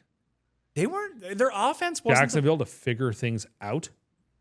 Because Jacksonville has so much talent and just do stupid things. Do But they have that much talent? they do. They feel like they have very average. to Some slightly- people don't think they have any good play at quarterback, but I disagree. Jared, would you like to weigh in on your main man Trevi, aka Steffi Graf? Yeah, he sucks. No ifs, ands, or buts. He treats them like I treat the Giants. Yes, I think it's Vegas because they just I don't. suck. A buy I think doesn't they help. need What's a buy anything. going to help them? You know? I mean, I guess They get yeah. Bowers back. They need Yeah. so much more help than that. They do, but at least that's a big positive for them. Yeah, because Helps, they're best would help player. my fantasy team in my hunt to chase down Cust. We don't need that. There's 3, well, really 4. Although Eric's team is not as good as his record. There are 4 teams in that league which have a real chance to win this year. And I haven't been in the hunt in like a decade. So like I don't even remember how to cash my draft picks in correctly to go chase people. But like we're getting to that point where I'm going to have to make a big move because just to keep pace with you guys, because like you and Butts and Eric are going to be sniffing around the McCaffreys and the Gibbs and Guys you could have had, by the way. Well, I took Bijan instead. That's true. Which I don't regret for one instant. I thought you took Well, Derrick I Henry. don't think Gibbs No, is that was in great. the other league. Ah, I don't regret taking Bijan one at all. And those guys were not available when I picked again in the second round. So long story short is I need one more of those guys. Although the way that my receivers are going down like flies, I might need another receiver too. I need Puka Nacua. All I know is I managed to lose a week where I started Jamar Chase and Quinshon Judkins. So that was 6 touchdowns between the two of them. I managed to win this week. I've gotten through my running back buys, which is really this is interesting, but I got through my Bijan and Cook buys at running back, so I can roll them out if they stay healthy for the rest of the time. But I need another running back or another receiver. I need one more big elite piece, and I'm willing to pay whatever it costs to get one because I feel like if I don't, you guys are all going to build. I have to at least match. It's like mutually assured destruction. I have to do it. Well, you should put your roster out there, and then people can email in at dearcusty at gmail.com and ask, Tim Andergust! Tim Andergust. Not my name. And maybe recommend some trades for him in our keeper league. Which the Byzantine rules are not clear to anybody but us. It's true. It's like, I'm not actually going to trade Puka. He's like the only good player that I have. Yeah, I don't want to. And I as have much him as for Puka's very good. You wouldn't Even if want he came back healthy, I'm not trading up for a guy who I suspect will just get as hurt a 2 weeks later. as a 13th round I keeper know. and the best Oh wide yeah, I receiver suppose in football. I suppose 13th round keep. That's different. Fair enough. Hadn't Yeah, thought don't of it. want that guy. He sucks. I hadn't considered. Garion, how about you? Would you like to have Puka, or just is he as a red line I for hadn't his name considered his too? I'll keeper take him. value. But like I was thinking, like if I was going to go out and spend for an elite receiver, like JSN is more the type of guy I'd want to go for. I trust a little more than Puka to stay healthy. I need somebody who in late December I know will be there for me. That's interesting. Because watching so many of these Seattle games so far, who do you think would be able to withstand still being a good team? If Jonathan Taylor went down or if JSN went down? Because although I think Jonathan Taylor is the better player, has been the better player this year, they're probably like 1 and 2 in terms of skill position players. I don't know what Seattle's offense looks like without JSN because the rest of the receivers stink. Hey, Bobo. Yeah. But yes, I'm with you. Yeah, when push comes to shove, I feel like I'll always value a receiver a little bit more than a running back. I agree. Like, what would Indianapolis look like with Amir Abdullah? Not as good, but But they could still figure it out. They could trade for Brees Hall. is anyone going to trade for Brees Hall? I still think maybe. Like, I still what's think the maybe. asking price for Brees Hall? It's like Cheap. It's like a 5th or Yeah, 6th it'd be round like a pick, third right? or 4th round pick. I don't think it's a 3rd or 4th because he's up, right? I think They didn't so. re-sign him. No. So like I would give him away relatively cheap at this point. He's not going to be a part of the answer in 2 years when we're like a Super Bowl team. So Here we go. assuming We're back. assuming we nail the first pick in the draft on a superstar QB, which I think will happen, and we draft it and we have the right coaching staff. because of the track record of the Jets and doing exactly sooner that. or later, things have to break my way. They The just have Patriots to. are good. Things are breaking your way, as you mentioned.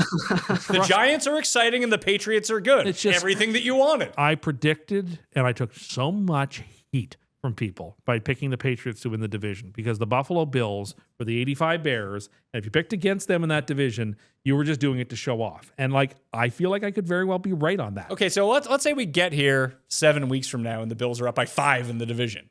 Are we ever going to hear about this again? Well, if I guess they're up by 5, the Patriots will have really nosedived in comparison. So no, I guess not. So let me have my moment. See, you guys got to stop calling No, for the early no, credit. I need- How about you just get the credit when it happens? It's not like we don't give you credit when it happens. I want little bits of credit. You all don't the way. get the bits of credit because it hasn't fucking happened yet. I got a lot of credit chips to call in this year. You really don't. I have that You've one. called them all in. You've made mention of it every single week. You get no more credit when it happens. You've already got your credit. I will get my credit. You won't give it to me, but Jeff will give it to me. Gary will give it to me. Cam will give it to me. What about your credit in the AFC South? I mean, I wasn't wrong that somebody was going to be relatively a long shot and take down Houston. This I is, picked the- this I- is I- quite You the picked the twist. 2 wrong I teams just now. picked the wrong team. And then you I moved just to Jacksonville. No, Then you moved to Indianapolis. I moved to the Colts. No, you've moved from Tennessee to Jacksonville to Indianapolis. Well, I still like Jacksonville to be like a playoff caliber team. But anyway, Yeah, I picked the wrong team to back, but Spinning, my read spinning was right. picking but the Titans to win a division into I thought a long shot would win the AFC South, so I was right, is incredible stuff. the thought process was there, but the execution was not. So, Garion, will you be out and about watching Game 1 of the World Series? Yeah, probably. I think I'll probably be hanging out at some bars in the city, maybe. Yeah, I mean, I'm excited. You guys should be a really good game. Take pictures, I guess. I don't know, but Well, I'm excited to see Cust in that environment. I'm a little worried about how like cramped it's going to be for him, but it should be a really good time. What do you think of the idea of me being around this Blue Jays team in that type of proximity? I mean, at this point, like if they lost, I would just it's because the Dodgers are that good. Yeah, so you're the secret weapon. They're expected to lose. I didn't call for credit on the fact that when the playoffs started, I gave you a Dodgers Blue Jays World Series. Well, probably because the last real thing that you said about baseball was that you weren't sweating the Mariners. I mean, I was really wrong. You're going to spin that into I was right. I was wrong, but I wasn't wrong that the Blue Jays would win. But I was wrong that it was one of the best series of playoff baseball I can remember. And I've watched a lot of playoff baseball.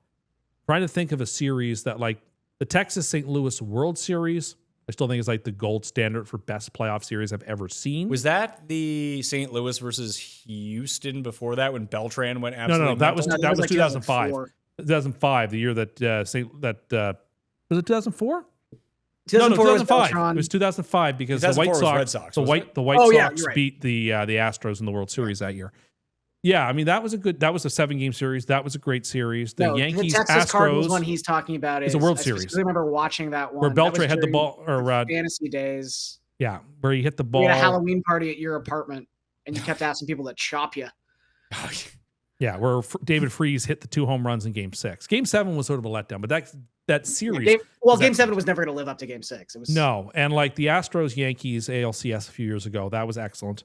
And the Dodgers Astros World Series in 2017 was an excellent playoff series.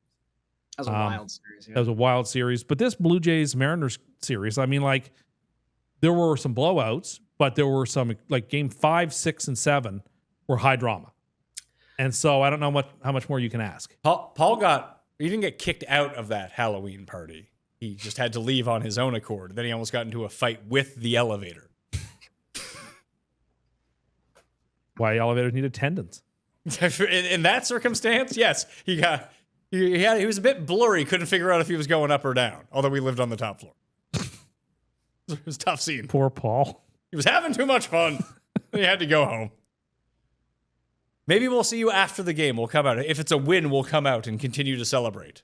Yeah, we can figure that out. What are the vibes in the city?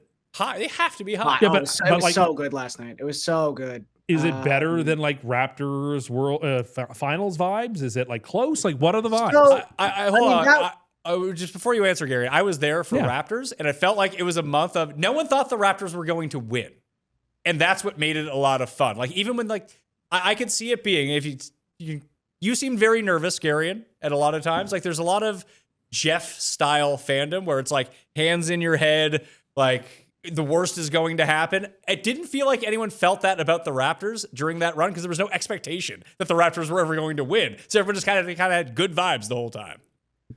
Yeah, I mean, the way it played out with the Raptors was really interesting because you had even people now, if you ask them like what game got the Raptors to the finals that year, they'll say it was the Kawhi shot game. They just completely forget about the Milwaukee series. They're down 2-0. And they were down 2-0. And that Game 3 went to overtime. And the amount of times that people just figured the Raptors had lost that yeah, I personally remember the celebration after the Raptors making the finals being better than the celebration after they won the finals, because to Pat's point, everyone was just like, well, we're not going to beat Golden State, so we might as well party now.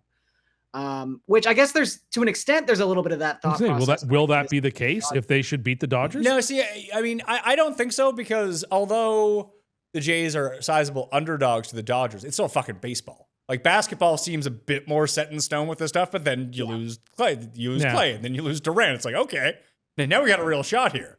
But here, you could take out like the Dodgers' entire starting lineup, and the Dodgers would probably still be favored in this stupid series. But yeah, it was good vibes last night. Like again, it's been a fun. I mean, it's been an unseasonably warm October in Toronto, so that's already everyone's pretty happy.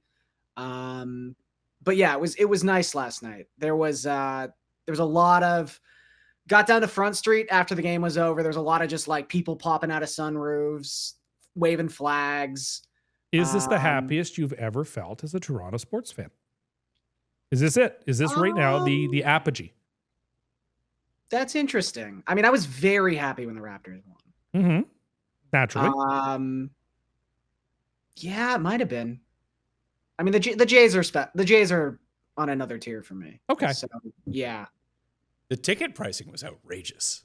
Like the Yeah. resale. And I think, and you put out the tweet as well that there's a chance that this series is more watched in Canada than it is in the United States. yeah. Which, I think there's a chance the USA comes in third in market share for this. Japan number 2. oh yeah, Japan number two. Or number one. Yeah, possibly. Yeah, because Yamamoto and Otani. but the Blue Jays Mariners game, I think on Rogers got like 8.5 million viewers. That's almost a fourth of the country. That's like what Canada in the Olympics gold medal gets. But this is when people were confused about why the ticket prices were going for so much money. It's because me and you we're flying up to go. Gabe was in Vancouver. He was looking at tickets to fly 5 hours to go And we to this know game. multiple people who live in this city Who were trying to get tickets. we need to, it's become a national phenomenon. Yeah, like everyone from across the country is trying to get tickets to this game. When in Sooth, the move would be just to fly to Los Angeles and go to the Dodgers end of it exactly. for way As cheaper. Gabe pointed out, that is the move because they seem to have World Series apathy right now. So the That's tickets right. aren't even too bad. And then you just get to be in Los Angeles. That seems great. Yeah, if you live on the West Coast, you're much better flying to Chavez Ravine to go see a World Series game than flying to Toronto. It's going to be fever pitch. Yeah. Because you even have like all of the older people left in Toronto that probably don't care about the Raptors so much, but they've been around since the inception of the Jays, where they were 92 and 93. They'll show up for a game, and they probably so I have would deep say pockets. that was probably and I've thought about this before too. Like that was the major difference, I would say, just like to the extent of the celebration last night in the city. Like it was more contained to like around the dome. Like Front Street was really going crazy. Bremner was really going crazy. King was like wild to a certain point. My memory of the Raptors was a lot crazier, but I also think at that point the city was more starved because like at least now you can say the Raptors have still won the last half decade. Like there's something, but also it's just such a younger crowd for the Raptors. And I think that just led to more drunken craziness, generally speaking. It was a lot of fun. I just knew a lot of like non-sports fans at the time who got really into the Raptors thing. Because it was all about like going out and partying. So they just got really big into the Raptors. And then they were invested in their success because all their married friends who never came out were coming out. They're like, let this last as long as possible. Well, I now know people too on the other side of that who like weren't in the city when the Raptors won or like didn't really truly embrace that moment. And they're now, I felt like last night was a very cathartic moment where they got to experience that at least in some capacity. So, yeah, I think if they win the World Series, like there might be like 3 million people at that parade. I'd go back up for the parade. Too many people? No, it's too many people. Jacoby Myers on if he still wants to be traded. Quote, for sure. Okay. Hey, welcome to the New York Jets, Jacoby Myers. Oh, no. Careful what you ask for. I feel like Steelers are actually a pretty good fit for I him. don't know. The Jets are on the right track. So, Mr. Concussion himself will tell you that. Schlereth really got a bump up with Sanchez going away. he has been getting more calls. He's Yeah. been getting like more games that you might kind of want to watch. Yeah, you might accidentally on Sunday when all the other games are blown. It's like, oh, tune into this. What is going on? Schlereth just ranting like an insane person. It's perfect. I did forget what it was like to have to listen to Jay Feely every single week as your color analyst. Like there was a nice little pocket there when the Dolphins were scoring points when just a lot of Kevin Harlan. It was great. But you get a taste of the high life and then it's over. That is an underrated part about being the current version of the Giants, being a bad team with fun players, that they will put good announcers on your game. Yeah, I Because don't think they're sending Brady and Burkstead to the Giants. Maybe not. It's one of the better games of the week. Well, this week is I suppose it is the doubleheader for CBS. And it's a Philly Giants game. Yeah. Yeah. Maybe that is where they're sending. I think that would be where they're I think sending I them. would send them to Baltimore, Chicago if I was assuming that's his Fox game. I would send them there. But You to Dallas, Denver? That's no, I would send them to Chicago and Baltimore if I. They had Baltimore last week too, didn't they? No, last week the Fox guys had Washington and Brady. Dallas. No, I would send Brady probably there. Chicago, Baltimore. Let's Choice. see what we got going on here for the games. This is always my favorite part of the week when I have to Google this and can. But never you could find it. send them to Eagles, Giants, I suppose. But they already did the Eagles, Giants, Tom Brady. There you go. See, I tell you, you have a bad team that's fun, you get good announcers. Well, like when in the doubt, Jets like probably the have NFC Schlereth. Yeah, sure. The Jets have Adam Archuleta and Spiro Desi. Edis. These. Get a lot of Archuleta in Dolphins games now too. Yeah. Is he officially like the sad commentator? If he is They- calling they your did game- it- If Chris did a Myers is great calling your thing. game, Chris Myers is calling your game because your team is not very good. They did a great thing with Spiridides and Adam Archuleta though during that Yeah. Dolphins Browns game where they went to a highlight and the guy in the CBS, not James Brown, I don't even know what his name is anymore, but Kurt he did Menefee? the highlight and it was for like an AFC South game and they were like, "You love the AFC South, don't you, Spiro?" Because just he always gets like Titans Jags. That's his default setting. Really knows those rosters in depth. Schlereth, Browns Patriots. Yeah. That's one of the better games. Yeah.